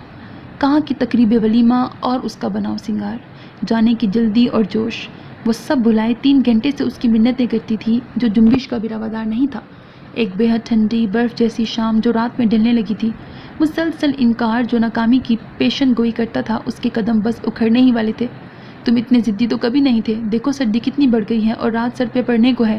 اماں حمیدہ اسے جاذب سلطان کی ہدایت پر کب سے گرم شال دے گئی تھی۔ جاذب سلطان بڑے دنوں سے تابہ کے حالات کو دیکھ رہا تھا، اس کا کھویا پن، اس کی الجھن، اور ان 6 سالوں میں اس پر کئی بار ایسے دورے سے پڑ جایا کرتے تھے جب وہ خاموش ہو جاتی تھی، راتوں کو جاگا کرتی یا رو رو کر پپوٹے سجا لیتی تھی، اور دنوں لگ جاتے تھے ابھرنے میں، نارمل ہونے میں۔ ایسے میں وہ اسے چھیڑتا نہیں تھا، اسے پوری سپورٹ دیتا تھا کہ وہ خود ہی اس کیفیت سے نکلے کہ اس جنونی محبت و عشق کی سچائی کے باوجود، تمام تلخیوں اور حقیقتوں کے باوجود، کون مجرم اور کون بے قصور اس بحث سے پرے، وہ ان سب جدائیوں کا ایک سبب ضرور تھا، یہاں تک کہ وہ خود نارمل ہو کر زندگی گزارنے لگتی اور جیسے سب بھول کر حال میں مگن ہو جاتی۔ لیکن اس بار وہ سنبھلنے میں نہیں آ رہی تھی۔ جاذب سلطان نے ہر ممکن کوشش کی کہ وہ اس اذیت ناک کیفیت سے نکل کر جلد از جلد حال میں جیے، لیکن وہ نہیں جانتا تھا کہ کھڑکی کے باہر کھڑا شخص اسے کس طرح خوف زدہ کر رہا تھا اور پٹخنیاں دے دے کر ماضی میں دھکیل رہا تھا۔ ابھرے تو کیسے بھلا؟ اگر وہ بتا دیتی کہ وہ کھڑکی میں کھڑے شخص سے خوف زدہ ہے تو وہ فوراً جاتا اور ایک پنچ مار کے اس شخص کو مٹی چاٹنے پر مجبور کر دیتا، مگر تابہ ایسا نہیں چاہتی تھی۔ نہ جانے کیوں کوئی چیز اسے روکتی تھی، لیکن 3 گھنٹے پہلے جب وہ حواس باختہ ننگے سر اور پیر اندھا دھند نیچے بھاگی تھی، جب کوئی دروازہ رکاوٹ نہ بنا، کوئی پکار اسے نہ روک سکی، وہ ایسے بھاگی کہ گھر سے باہر نکل گئی، تب وہ اس کے پیچھے تھا، اور پھر جب وہ اس سے لپٹی اور زاروں کی طرح رونے لگی اور اسے پکارنے لگی تو وہ اس کے نام کی پکار سے پہلے اسے پہچان چکا تھا۔ اس نے 6 سال پہلے اس 9 سال کے بچے کو بارہا تاج ہاؤس کے باہر دیکھا تھا۔ وہ بنا بنایا تابہ مجاہد تھا، ویسے ہی بال، آنکھیں اور ناک۔ تابہ اس سے لپٹی اور بگڑے جملوں میں مسلسل کچھ کہتی جاتی تھی۔ وہ اسے بتا رہی تھی کہ وہ کیسے اذیت میں رہی، کہ یہ کون اس کے گھر کو ایسے گھورتا ہے۔ وہ اپنے تمام خدشات بیان کر رہی تھی جن سے کاشان مجاہد نہ آشنا تھا، جن سے جاذب سلطان نہ آشنا تھا۔ بہن بھائی کے اس ملن نے اسے ایک بار پھر مجرم گردانا تھا۔ تابہ اس کی ذمہ داری، تابہ اس کی جند جاں، وہ دونوں اس پوری دنیا میں ایک دوسرے کے لیے تھے۔ 6 سالوں میں اس نے ایک پل کے لیے بھی اسے خود سے جدا نہیں کیا تھا، ماں سوائے وہ 10 روز جب وہ حیدر سلطان کے کوما میں ان کے ساتھ تھا، اور وہ 10 دن کیسے عذاب بن کر اس پہ ٹوٹے تھے، مگر اس پل اسے لگا وہ ان دونوں کے بیچ کہیں نہیں ہے۔ اس کا کھڑا ہونا سراسر بے وقوفی ہے۔ اس منظر میں جاذب سلطان کی کہیں جگہ نہیں تھی۔ وہ خاموشی سے روڈ کراس کر کے فلیٹ کی طرف پلٹ گیا۔ اس نے گیٹ مین کی شدید معتجب نگاہوں کو دکھ سے دیکھا اور سر جھکائے لان چیئر پر براجمان ہو گیا۔ اس نے گیٹ کو کھلا رہنے کو کہا تھا۔ سرمئی شام نے جب رات کا لبادہ اوڑھا تب وہ دونوں فقط سایہ نظر آنے لگے، مگر جاذب سلطان کی نگاہیں اندھیرے سے منوس تھیں، اور پھر یہ بھی کہ اس کے لیے جہاں تابہ ہوتی تھی روشنی خود بخود ہو جاتی تھی۔ اسے تابہ کو دیکھنے میں قطعاً کسی دقت کا سامنا نہیں تھا۔ دور کھڑے کھمبے کی روشنی درختوں سے چھن کر ان دونوں پر پڑ رہی تھی۔ اسے تابہ کی آواز تو سنائی نہیں دے رہی تھی، مگر وہ اس کے سوتے چہرے کو بہت اذیت سے دیکھ رہا تھا۔ وہ منتیں کر رہی تھی، سمجھ رہا تھا شکست خوردہ ہے، مگر ماننے کو تیار نہیں، جان رہا تھا کاش وہ کچھ کر سکتا، مگر اس نے یہ بھی جان لیا تھا کہ وہ اس منظر میں قطعی نہیں تھا، سو اسے بس صبر سے انتظار کرنا تھا۔ کاشان سنتے کیوں نہیں؟ وہ بینچ پر اس کے برابر بیٹھی تھی، اس کے گھٹنے کو دھیرے سے چھوا۔ رات ہو گئی شانی، سردی بڑھ گئی ہے، اندر چلو نا، وہ رو دینے کو تھی۔ رات؟ اس نے دھیرے سے سر اٹھا کر گرد و پیش کو دیکھا، پھر عجیب سی مسکراہٹ سے اس کے چہرے کو دیکھا۔ آپ کو اب لگا کہ رات پڑنے والی ہے؟ رات تو 6 سال پہلے ہو گئی تھی، ایسی رات جسے سویرا نصیب نہیں۔ اور ٹھنڈ؟ اس کا لہجہ اذیت سے پر ہو گیا۔ ہم سب 6 سالوں سے ایسی ٹھنڈ میں جی رہے ہیں کہ لباس ستر پوشی نہیں کر پا رہا، سرد و گرم سے کیا خاک بچائے گا؟ اب کوئی شے اثر نہیں کرتی آپا، اب کسی شے سے ڈر نہیں لگتا۔ اس نے ٹھنڈا سانس لینے کو منہ کھول دیا، بھاپ کا ایک مرگولا سا ہوا میں تحلیل ہو گیا۔ شانی نہیں، تابہ نے بے خودی کے عالم میں اپنی باہیں اس کے شانے سے حائل کر دی، اپنا سر اس کے سہارے ٹکا دیا۔ کاشان مجاہد نے اس کے کسی عمل میں رکاوٹ نہ ڈالی، اس نے خود کو جیسے اس کے حوالے کر دیا تھا۔ تابہ ایک بار پھر بے حد و حساب رونے لگی تھی۔ اس کے جملے اور لہجے کا ٹھہراؤ اس کے لیے حیران کن تھا۔ وہ جو بات بے بات ضد کرتا تھا اور اپنی منواتا تھا، اس کے ہاتھ نہ آتا تھا، آج کیسے بے حس و حرکت پڑا تھا۔ مردہ آدمی بے حس و حرکت پڑا ہو سمجھ آتا ہے، زندہ آدمی بے حس و حرکت ہو جائے تو ایسی کیا بیتتی ہے کہ انسان جنبش سے بھی جائے۔ جب مجھے ڈھونڈ لیا تھا، پہچان گئے تھے تو پکارا کیوں نہیں؟ اندر کیوں نہیں آئے؟ آواز کیوں نہیں دی؟ تابہ آپا، وہ شکوہ کر رہی تھی، اتنی صبح صبح اور ٹھنڈی برستی دوپہر کو اور ایسی راتوں کو سائیکل پہ گزرتے رہے، ٹھہرے کیوں نہیں؟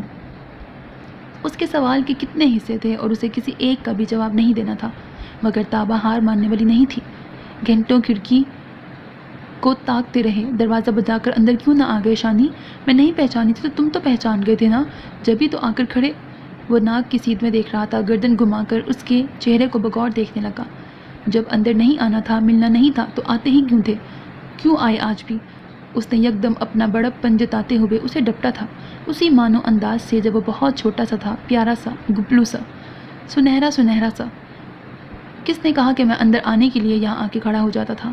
کیا اجازت ملنے کے لیے؟ اس نے الٹا سوال کر دیا تو وہ حیران سی اس کے لہجے میں آنے والی تضحیک کی پہلو کو دیکھنے لگی۔ کس نے کہا کہ میں اندر آؤں گا؟ کس نے کہا کہ میں اندر آنے کے لیے یہاں انتظار میں کھڑا ہو جاتا تھا؟ مجھے تو بس اسی طرح آ کے کھڑا ہونا تھا کہ کھڑکی سے نظر آ جاؤں، نظر آتا رہوں۔ وہ بہت تسلی سے، بہت اہتمام سے تیار کردہ جملہ کہہ رہا تھا۔ تابہ خاک نہ سمجھی۔ کیا مطلب؟ کیا کہہ رہے ہو؟ کھڑکی سے نظر آنا کیا مطلب ہوا؟ اس کا سوال الٹا پلٹا تھا۔ وہ اس کے چہرے پر گہری نگاہ ڈال کے کھڑا ہو گیا، رخ پھیر لیا۔ وہ نہر کے شائبے کی صورت دکھائی دیتے پانی کو دیکھنے کی سعی میں تھا۔ اس نے جھک کر ایک پتھر اٹھایا اور نہر کے پانیوں میں دے مارا۔ چھپاکے کی آواز ابری، معدوم ہوئی اور پھر شانتی۔ کھڑکی سے باہر نظر آتے ایک شخص کو دیکھ کر آپ نے وہ فیصلہ کیا تھا نا؟ صرف یہ جاننا چاہتا ہوں کہ مجھے یہاں کھڑا دیکھ کر آپ کیا فیصلہ کریں گی؟ کھڑکی سے باہر کھڑے جاذب سلطان کے حق میں فیصلہ دے دیا آپ نے۔ اس کی بے چینی، ثابت قدمی، بے خوف و خطر ہونا آپ کو اتنا بھایا کہ آپ ہر رشتے کو بھول کر اس کے ساتھ چل پڑیں۔ اب آپ کے سامنے وہی صورتحال ہے، اب آپ کا فیصلہ کیا ہے؟ کاشان مجاہد کو اپنے تمام جملے یاد تھے، اس نے جیسے سالوں کی محنت سے یہ سوال نامہ اور آپشنز ترتیب دیے تھے، اور تابہ سکتے میں آ گئی تھی۔ وقت نے اس کے سامنے بہت مشکل سوال رکھے تھے۔ میں اپنے سوال کا جواب لینے آؤں گا، آتا رہوں گا جب تک مجھے جواب نہیں مل جاتا۔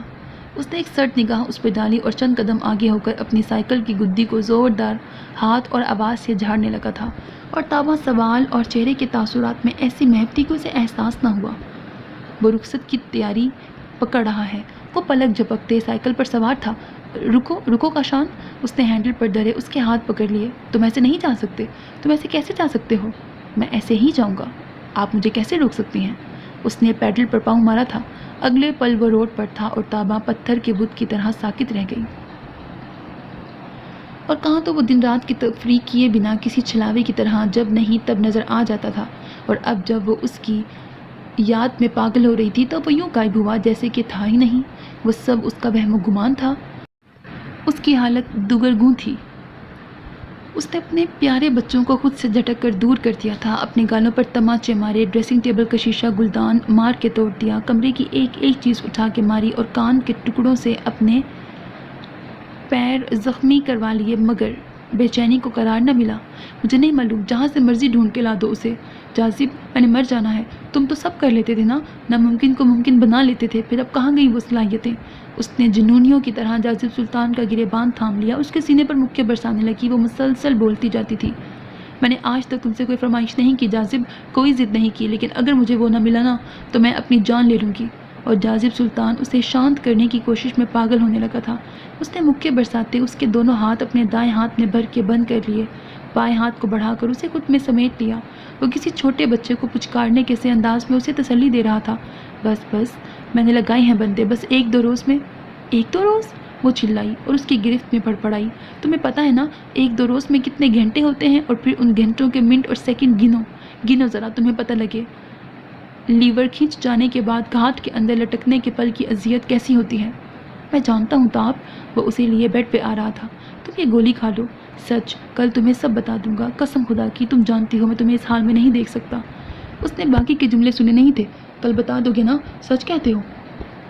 100% सच। उसने उसके बंधे हाथों का बेआवाज़ बोसा लिया, पानी का ग्लास। वो हाँप रही थी, थक चुकी थी, शल हो चुकी थी, कमर तकिए से लगी तो दुखन का एहसास हुआ। 3 रोज़ से वो जैसे खिड़की में टंगी थी, वो आंखें गिरवी रख चुकी थी, खिड़की के खुले पटों पर खड़ी वो सर्द व गर्म से नाआश्ना हो चुकी थी। सर्दी ने जिस्म को ठिठरा दिया था। जाजिब को लगता वो सुलेमान अलैहिस्सलाम का असा बन गई है और अगर छूने की कोशिश की तो भूर भूर होकर ज़मीन पर ढेरी की सूरत जा पड़ेगी। यादों की मता से भरा साल खुर्दा संदूक जिस पर जंग आलूद ताले झूलते थे तकाजा करता था अब धूप लगवाई जाए। बसांद, सीलन, चिपचिपाहट, टिड्डियों के अंडे, वो सीदगी, वो सर पटक पटक कर रोती थी। दूर नहर के पुल पर खड़ा होकर अगर देखा जाता तो खिड़की में खड़ा हियोला दिखाई दे जाता था और काशान मुजाहिद उस रास्ते पर आता, उसे वहीं पाता तो रास्ता बदल लेता। मगर आज पट बंद थे। वो अपनी कैफियत समझने से कासिर था। वो इस सड़क से गुजरना चाहता था, उसे देखना चाहता था, मगर यूं कि किसी को खबर ना हो। पता नहीं देखने की इतनी शदीद ख्वाहिश क्यों थी। दही से जमे हाथों की मलाइमत अब तक महसूस होती थी, उसके गालों और पेशानी पर बोसों की गरमाइश हनूस बाकी थी। और आज फिर वो अपने अंदर उठते सवालों और उबालों को एक बार फिर नज़रअंदाज करके उस सड़क पे गामजन था। उसका दिल चाहा वो अपनी मखसूस जगह पे जा रुके और टिकटिकी बांध कर उस महल नुमा घर को देखे जिसके अंदर, मगर अब शायद ये मुमकिन नहीं। मगर बस वो 1 मिनट को रुकेगा। उसने साइकिल बढ़ाई थी और उस घर के नज़दीक होने पर रफ्तार बिल्कुल मध्यम कर ली। वो हर कोने और दर्ज को खोज रहा था। वो छुपना तो चाहता था, मगर वहाँ किसी को भी ना देखकर मायूस हुआ। अपनी कैफियत बेहद हैरान कुन और गुस्सा दिलाती हुई थी। दिल का कहा मानने वाले सरासर ख्वारी काटते हैं, और वो भी इस सूरत हाल में जब दिल बैक वक्त 2 मुख्तलिफ चीज़ों पर लपकता हो, हाँ भी और नहीं भी। उसका ज़हन उसी तकरार में उलझा हुआ था। वह सर झटक कर आगे बढ़ने लगा, तभी किसी ने उसे पीछे से पकड़ लिया। साइकिल गिर गई थी। अब तुमको नहीं छोड़ेगा खोचा, सारा शहर में ढूंढ कर अभी थक के आया और तुम इधर ही, अब तुमको नहीं छोड़ता। तनुमन गेट मैन के आगे वो चिड़िया का बच्चा ही लग रहा था, चूं भी न कर सका। वो ताबा को देखकर साकित हुआ और अगले लम्हे जैसे उसके अंदर हैवानी ताकत आ गई। अपनी लाख कोशिश के बावजूद वो गेट मैन के शिकंजे से नहीं निकल सका था। अपने नाम की पुकार पर ताबा ने नीचे आकर मंजर देखा तो हैरत से गंग रह गई। आज फिर चुपके जा रहा था, हमने पकड़ लिया। खोचा हमसे कैसे बचेगा? तुम अभी इसे छोड़ दो, उसने उजलत से कहा था। ये फिर भागता है, बाहर निकल जाता है। तुम इसे छोड़ दो और गेट को बाहर से बंद कर दो। खान बाबा, ये कहीं नहीं जाएगा। गेट मैन ने फौरन अमल किया। अपने कपड़े झाड़ कर अलर्ट होते काशान ने पीछे लपकना चाहा, मगर तब तक गेट बंद हो चुका था। वो एकदम शदीद इश्ताल से अपने शाने से दरवाजे को टक्करें मारने लगा, हाँफने लगा, पसीना पसीना हो गया, मगर रुका नहीं। वो जैसे उस बेपनाह बसनी गेट के ठोकरों से परखच्चे उड़ा देना चाहता था। अच्छा काशान, तुम चले जाना, मगर मुझसे 2 बातें तो कर लो। वो जो तुम सवाल पूछ रहे थे, मैं नहीं समझी शानी। मैं तुमसे बात करना चाहती हूँ, कोई भी बात, खुदा के लिए। उसने उसके आगे हाथ जोड़ दिए थे। मैं इस घर के अंदर 1 सेकंड नहीं रुक सकता। उसने ज़ोरदार ठोकर मारी। उस सन्नाटे वाले माहौल में आवाज़ें दूर दूर तक जा रही थी। लेकिन बाहर लोग गुजरते हैं, देखेंगे तो क्या कहेंगे?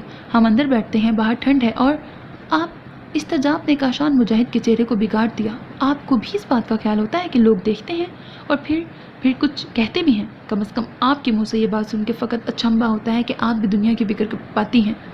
وہ 2 قدم آگے بڑھ آیا.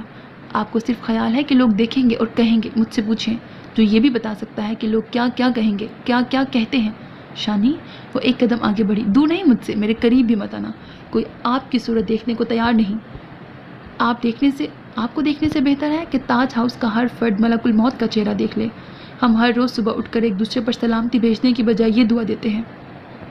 مگر صرف کاشان مجاہد آپ سے پوچھنا چاہتا ہے کہ ایک بار بھی آپ کے قدم نہ کانپے, کسی کا خیال نہ آیا, میرا خیال بھی نہ آیا کہ آپ ایسے قدم نکالیں گی تو پھر میں منہ کیسے باہر نکالوں گا. بہت دعویٰ کرتی تھی نا آپ, 5 ماہ سے دن رات موسموں حالات کی تفریح کیے بنا یہاں آ کر کھڑا ہو جاتا تھا کہ دیکھوں آپ میرے لیے کیا کر سکتی ہیں. مگر بریکٹ وہ طنزیہ مسکرایا خود پر. آپ تو پہچان ہی نہ سکی. میں نے پہچان لیا نا شانی. اس کی آواز بہت ہلکی تھی. کھڑکی سے باہر کھڑے ایک شخص پر اتنا یقین آ گیا کہ ماں باپ کی عزتوں پر پیر رکھ کے نکل پڑی. اس کی محبت اور ثابت قدمی نے سب کی محبتوں پہ پانی پھیر دیا. وہ باہر سردی میں کھڑا ہوتا تھا تو آپ کو لحاف میں آگ لگ جانے کا گمان ہوتا تھا. آج برف پر کھڑا ہونے کے لیے تیار ہوں. تم کیسی باتیں کر رہے ہو شانی, میرے شہزادے میری بات تو سنو. وہ بدقت بولی. سننے ہی آیا ہوں. اس نے انگلی اٹھائی. مگر پہلے آپ سنیں. اس نے چبا چبا کے کہا تھا. باہر کھڑے اس شخص پر اتنا رحم آیا, اتنا لاڈ پیار کے نکل پڑی اس کے سنگ. بہت یقین کیا اس پر, اور آج آپ کو اس طرح خوش و خرم دیکھ کر مجھے آپ کی یقین پر رشک آنے لگا کہ ایک اجنبی صرف دکھائی دیتے شخص کو آپ نے پرکھ لیا. اس کی تکلیف آنکھوں کی حسرت پر اتنا ترس کھایا آپ نے. آپ کی محبت نے آپ کے دل کو پگھلایا. اس کی محبت نے آپ کے دل کو پگھلایا. مجھے یہاں دیکھ کر آپ کو کچھ نہیں ہوتا. آج آپ میرے لیے کیا کر سکتی ہیں, میں جاننا چاہتا ہوں. اس نے آپ پر جان لٹا دینے والی محبت کا دعویٰ کیا تھا, اور آپ مجھ پر جان لٹایا کرتی تھی. بس اسی گمان میں یہاں تک آیا, دن رات ڈھونڈتے ہوئے. آج آپ میرے لیے کیا کر سکتی ہیں. مجھے سمجھ نہیں آ رہا شانی, تم کیا کہہ رہے ہو. مجھے کچھ نہیں کہنا, بس سوال لے کے کھڑا ہوں. کیا آپ لوٹا سکتی ہیں مجھے میری عزت, مقام, رتبہ, ہم سب کو. میں نے ایسا کچھ نہیں کیا. وہ سسکی. میں چاہتا تو یہ سوال دروازہ بجا کر بھی پوچھ سکتا تھا, مگر پھر شاید آپ آئیں بائیں کرتی. میں نے وہی چلن اختیار کیا جو اس نے کیا تھا. اس نے محبت مانگی, آپ نے دے دی. میں عزت مانگنے آیا ہوں. آپا دیں گی, دے سکیں گی. بہت پسند آیا تھا نا آپ کو جاذب سلطان کا طریقہ. وہ سر پر ہاتھ رکھ کے رونے لگا. میں نہیں جانتا محبت کے بغیر زندگی کتنی تکلیف دہ ہو سکتی ہے, مگر میں جانتا ہوں کہ عزت کے بغیر زندگی کتنی اذیت ناک ہوتی ہے. وہ اپنی لہو رنگ آنکھیں اس پہ گاڑ کے بول رہا تھا, کیونکہ ہم سب اس کو جھیلتے ہیں. ایسے نہیں تھا کاشان, ایسے بالکل نہیں تھا. تم کچھ نہیں جانتے. وہ ہارے قدموں سے لون چیئر پہ گری تھی. اسے سرد و گرم برداشت کرتے دیکھ کر رحم کیا تھا نا آپ نے. آج مجھ پہ رحم کھائیں. کچھ کر سکیں گی میرے لیے, ایسا کہ میں سر اٹھا کے جی سکوں. وہ تیزی سے اس تک آیا تھا اور ڈھہ جانے کے سے انداز میں کرسی پہ گرا تھا.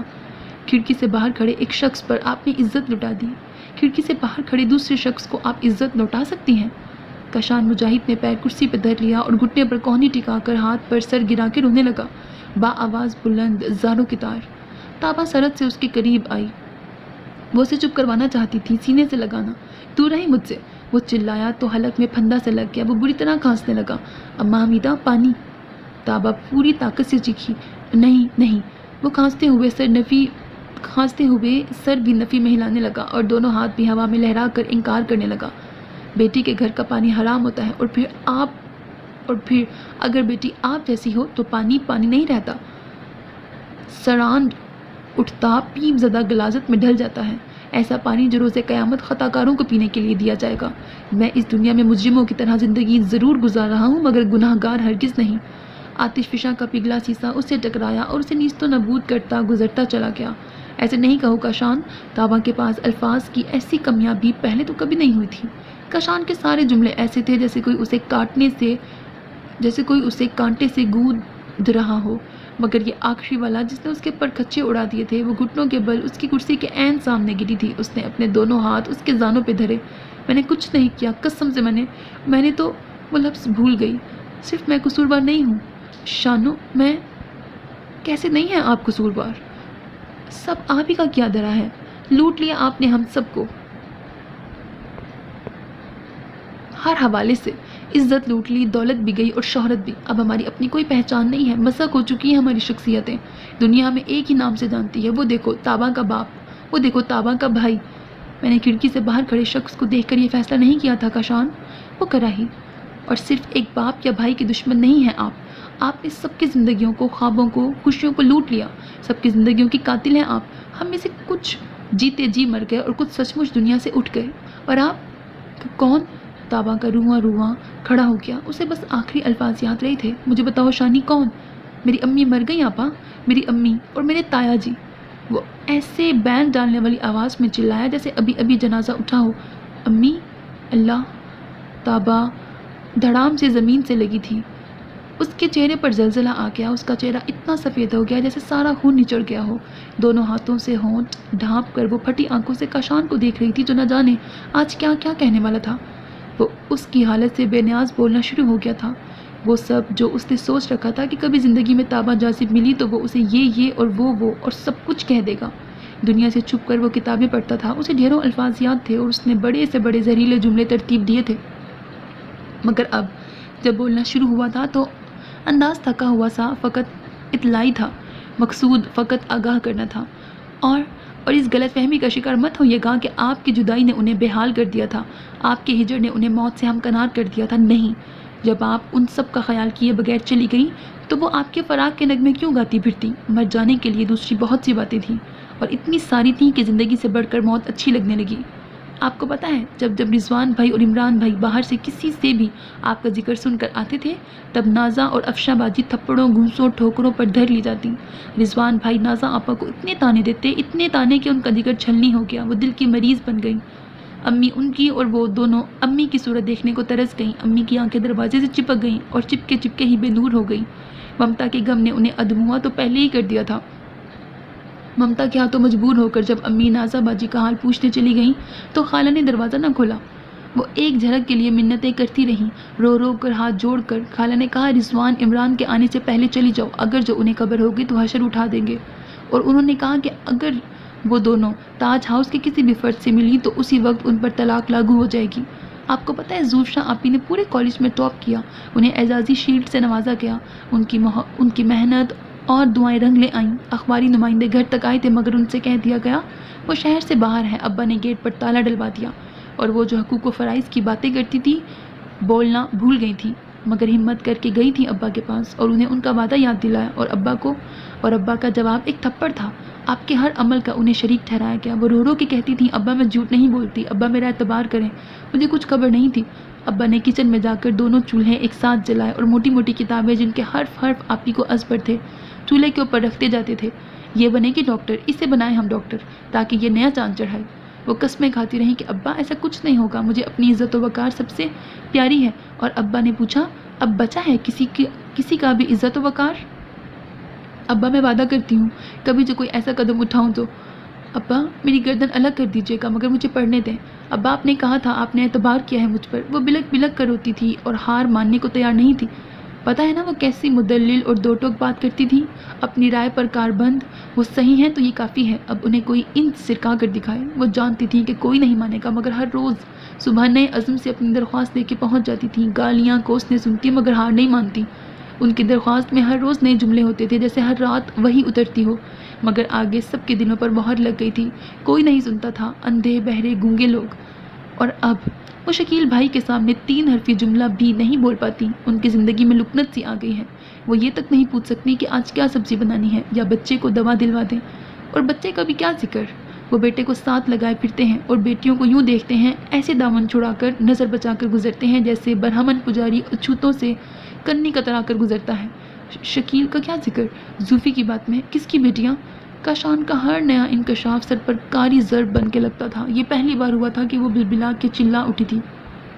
شکیل کا ذکر، کاشان کے چہرے پر اذیت رقم ہو گئی۔ اس نے آسمان کو دیکھا تھا، ٹی وی اسکرین پر دل پہ ہاتھ رکھ کے گرے مجاہد تاج کو ایک دنیا نے دیکھا تھا، نا آشناؤں نے بھی اور آشناؤں نے بھی۔ ہر بندے نے اس قیامت کو اپنے حساب سے جھیلا تھا اور جواب دیے تھے۔ شکیل نے جمیل کی شادی کا بتاتے وقت اپنے نکاح کا بھی بتایا تھا۔ دوستوں نے پوچھا، تایا کی وہ بیٹی تو نہیں نکلی نا جو تیرے نام کی تھی؟ اس نے صاف انکار کیا، اور بات کو ثابت کرنے کے لیے بےحد ناپسندیدگی نفرت کے باوجود زوفشا مجاہد سے شادی کا اعلان کر دیا۔ اسے اپنی عزت بچانی تھی اور تابا مجاہد کی بہن سے شادی کر کے اپنے اندر کے انتقام اور شک کے احساس کو شانت کرنے کی صحیح کرنی تھی۔ بریکٹ صحیح لا حاصل۔ اس مشقت نے زوفشا کو ختم کر دیا تھا۔ عزت شاید بچ گئی، زوفی نہ بچی۔ انتقام ہر نئی صبح کی طرح تازہ دم طلوع ہوتا تھا۔ وہ اس کی ٹھوکروں کی زد میں رہتی، اس کے طنز کے تیر سہتی۔ اسے بولنے کی آزادی نہیں تھی، باتیں کیا خواہ کرتی، رائے دیتی، اختلاف کرتی یا فیصلہ دیتی، وہ تو سب خواب و خیال کی باتیں تھیں، اور کوئی نہیں تھا جو اسے روک سکے، باز پرس کر سکے۔ وہ اسے جوتی کی نوک پر رکھتا، روتی تو چپ رہنے کی تادیب کرتا، چپ رہتی تو رلاتا۔ بریکٹ ہر حربے سے وہ اذیت پرست ہو چکا تھا، اور زوفشا مجاہد اذیت پسند۔ رانیہ سونیا کو میٹرک بمشکل کرنے دیا گیا۔ شکیل رات 1 بجے اٹھ کر ان کا دروازہ بجائے بغیر اندر گھس جاتا اور بیگ کھولنے لگتا، کاپیوں کتابوں کا ورق پھڑپھڑاتا، ان کے طے شدہ کپڑے زمین پر پٹخ دیتا اور جھاڑتا کہ کوئی کاغذ رکا، کوئی پوشیدہ چیز۔ بریکٹ عقیل ہمراہ ہوتا اور باقی سب کی چپ تائید کی مظہر۔ اس گھر کی لڑکیاں اسی سلوک کی مستحق تھیں۔ زوفشا 5 سالہ سدرا اور 4 سالہ خضرا کو ابھی تک اسکول میں داخل نہ کروا سکی تھی۔ وہ شکیل ساجد سے کیسے کہہ پاتی؟ زبان کھولنے کے احساس ہی سے جسم کی ہڈیاں درد کرنے لگتی تھیں۔ لکنت زدہ، گھبرائی سراسیمہ چھائیوں بھرے چہرے والی زوفشا کو دیکھ کر کوئی یقین نہ کرتا یہ وہی زوفشا مجاہد ہے جو حق بات ببانگ دہل کہا کرتی تھی۔ اس نے سچ کہہ دیا ہے اور وہ 1 انچ نہ سرکے گی۔ اور ٹی وی اسکرین پر نظر آنے والا منظر اور مسلسل چلنے والی پٹی مائدہ مشاہد کے منگیتر اور سسرال والوں کی نظروں سے بھی گزری تھی۔ امتحان میں وہ بھی پڑھ گئے تھے، مگر ان کے پاس نکل جانے کی ایک آسان صورت تھی۔ انہوں نے راستہ بدل لیا اور کارڈ بڑھ چکے تھے، فرنیچر اور دیگر اشیاء بک کروائی جا چکی تھی، بہترین کھانے کے لیے ایڈوانس دیے جا چکے تھے، پیچھے ہٹنے کی کوئی صورت نہیں تھی۔ سو تازہ رنڈوے 3 بچوں کے باپ دگنی عمر کے شخص سے مائدہ مشاہد کو بیاہ دیا گیا، جو ہر پل پوچھتا تھا منگیتر یاد تو آتا ہوگا، یہ سارے لباس جو تم پہنے پھرتی ہو خریدتے وقت اسی کی سراہتی نگاہوں کو ذہن میں رکھا ہوگا، مجھے تم پھر کیسی اچھی لگو۔ ایک عذاب، ایک تباہی، ایک مسلسل بربادی۔ مائدہ مشاہد سلائی کی ماہر تھی، سینے ادھیڑنے کے فن میں طاق، مگر سوچتی دنیا تابہ مجاہد کے قصے کو کس کس طریقے سے ادھیڑنا جانتی ہے۔ وہ سلے کے ادھیڑنے سے واقف تھی، مگر لوگ روح کو ادھیڑنا بھی جانتے تھے۔ اور تایا جی کو مائدہ مشاہد کا غم لے ڈوبا۔ داماد نامی وہ بلا کسی عفریت کی طرح لپٹی تھی، وہ جو ان سب کے سامنے کچھ بھی کہنے سننے میں پاس نہ رکھتا تھا۔ تنہائی میں تو بڑی بیٹیاں شہر سے باہر تھیں اور اب بہت ہی رد و قد کے بعد ملنے کے لیے آیا کرتی، منہ اندھیرے آتی تھیں اور سورج ڈوبنے کے بعد لوٹتی کہ کوئی دیکھ تو نہیں رہا۔ مسجد میں باجماعت نمازیں ادا کرنے والے مجاہد تاج پھر کبھی مسجد نہ گئے۔ انتہائی ضرورت کے لیے بھی گھر سے باہر نکلتے تو 100 بار جھری سے جھانک کر دیکھتے کہ گلی خالی ہے نا۔ جن مجالس میں وہ فیصلہ ساز تھے وہاں ان کا ذکر اب بھی ہوتا تھا، مگر اب وہاں صرف تابہ مجاہد کے باپ کے نام سے جانے جاتے تھے۔ جب دونوں بھائیوں نے کاروبار پر توجہ کم کی تو وہ ٹھپ ہونے لگا۔ جمیل اور شکیل اب کرتا دھرتا تھے، دنیا کے آگے سینہ تان کر پھرتے، مگر جانتے تھے پیٹھ پیچھے ان کو کیا کیا کہا جاتا ہے۔ بدنامی کی گرد کو جمعرات کی جھڑی بھی نہیں بٹھا سکتی۔ اور آپ کو پتہ ہے مجھے اپنی عزت کتنی پیاری تھی، اور کمتری کا کسی قسم کا احساس میرے لیے موت جیسا تھا۔ میں لفظ ہار کی ذلت نہیں سہ سکتا تھا۔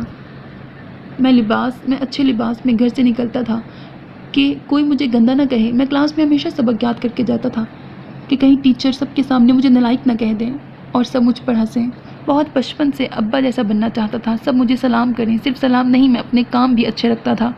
دوستوں کے گروپ میں ہمیشہ لیڈر تھا اور سب میری بات مانتے تھے، کوئی میرے فیصلوں سے منع نہیں کرتا تھا۔ اور آپ کو پتہ ہے لڑکے مجھے دیکھ کر سرگوشیاں کرتے تھے، اور آج بھی کلاس روم میں میرا نام اٹینڈنس کے لیے پکارا جائے تو میں گھبرا کر چور نظروں سے دیکھتا ہوں کہ کہیں وہ ہچکیوں سے رو رہا تھا اور بول بول کر اس کے گلے کی ہر رگ دکھنے لگی تھی۔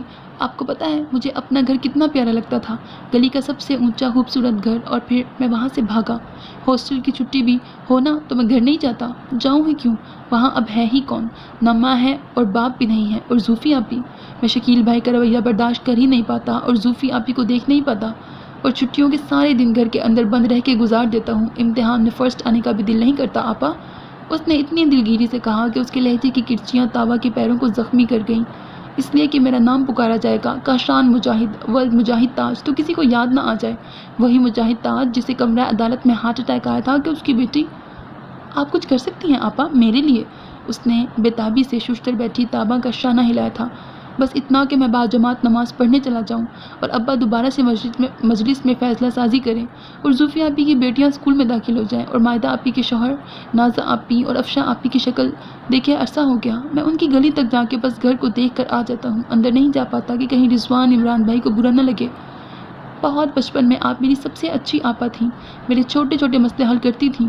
آپا بتائیں نا، آج آپ میرے لیے کیا کر سکتی ہیں؟ صرف ان تھوڑے سے مسئلوں کے حل کے لیے آپ کو ڈھونڈ رہا تھا، بہت دیر لگی مگر ماجدہ آپی نے کہا تھا آپ ناخوش اور برباد ہوں گی، مگر آپ تو بہت آسودہ ہیں، بچے بھی ہیں، اتنا شاندار گھر اور سب کچھ، آپ کو تو ملال تک نہیں، خیال کیا ہوگا؟ اب بتائیے آپ میرے لیے کیا کر سکتی ہیں؟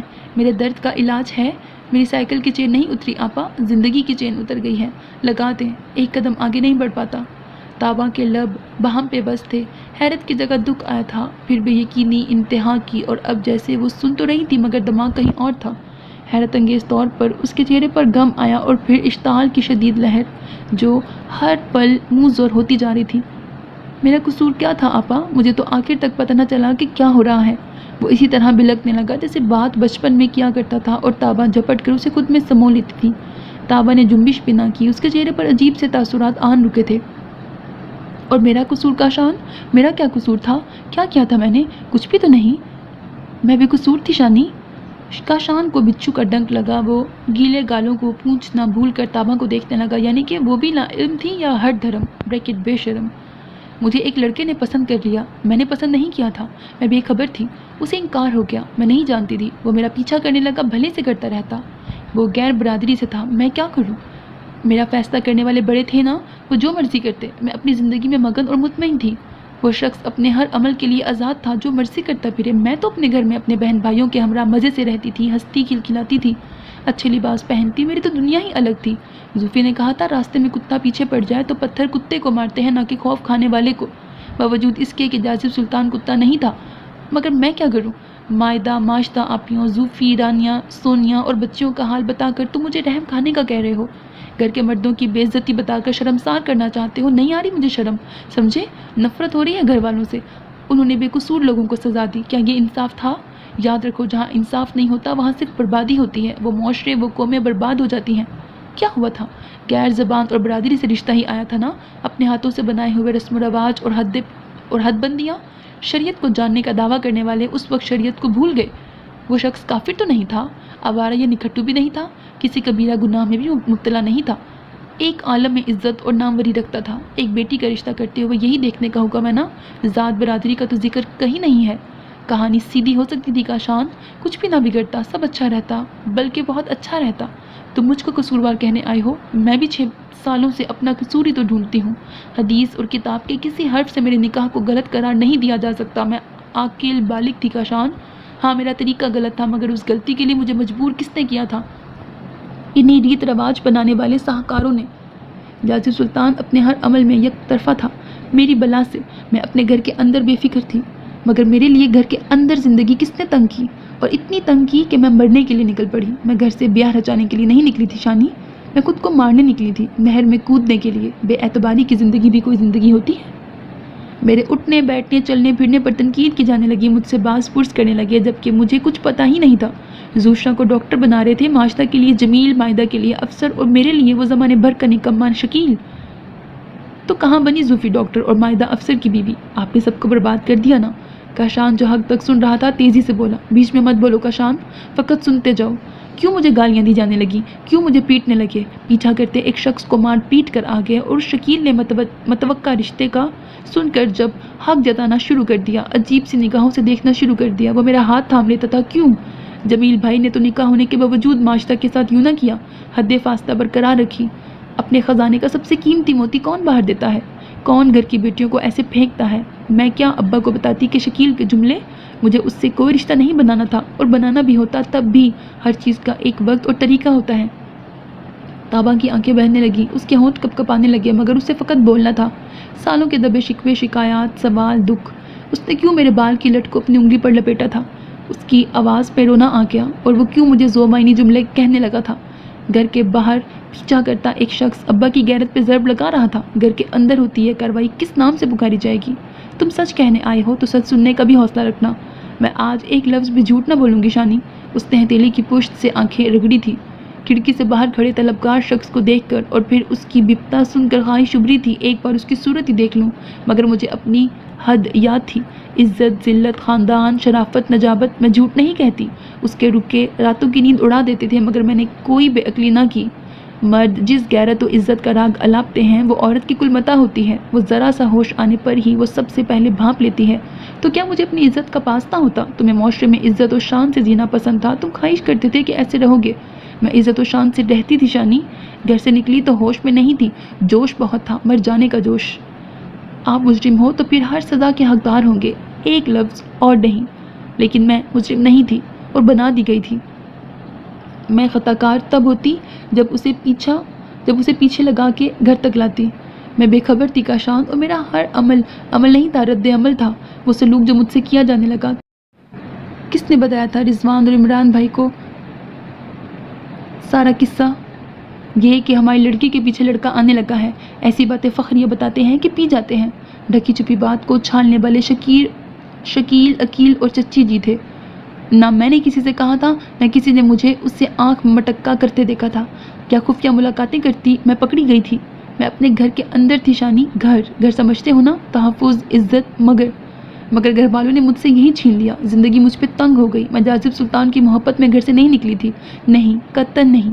میں گھر والوں کی خود سے نفرت دیکھ کر زندگی ختم کرنے نکلی تھی. پھر وہ راستے میں ٹکرا گیا. میں نے حرام موت سے منہ موڑ کر اس کا ہاتھ تھام لیا. محبت کا کیا سوال تھا؟ نفرت اور محبت، بلکہ کسی بھی جذبے کے پنپنے کے لیے رشتہ ضروری ہوتا ہے. اور میرا اس سے ناتا ہی کیا تھا؟ وہ مجھے جاننے کا دعوے دار ہو سکتا تھا. میں تو اسے دیکھ بھی پہلی بار رہی تھی. نہ جانے کس دھن میں تھی، یا یہ سب یوں ہی ہونا لکھا تھا. وہ مجھے اپنے ساتھ لے آیا. میں سر آنکھوں پر بٹھائی گئی. یہ سب خلاف توقع تھا. اتنی محبت اور اتنی عزت، وہ سب جیسے میرے ہی منتظر تھے. زوفی کہتی تھی گھر سے بھاگنے والی لڑکیوں کو کچھ نہیں ملتا، وہ تہی دامہ رہتی ہیں.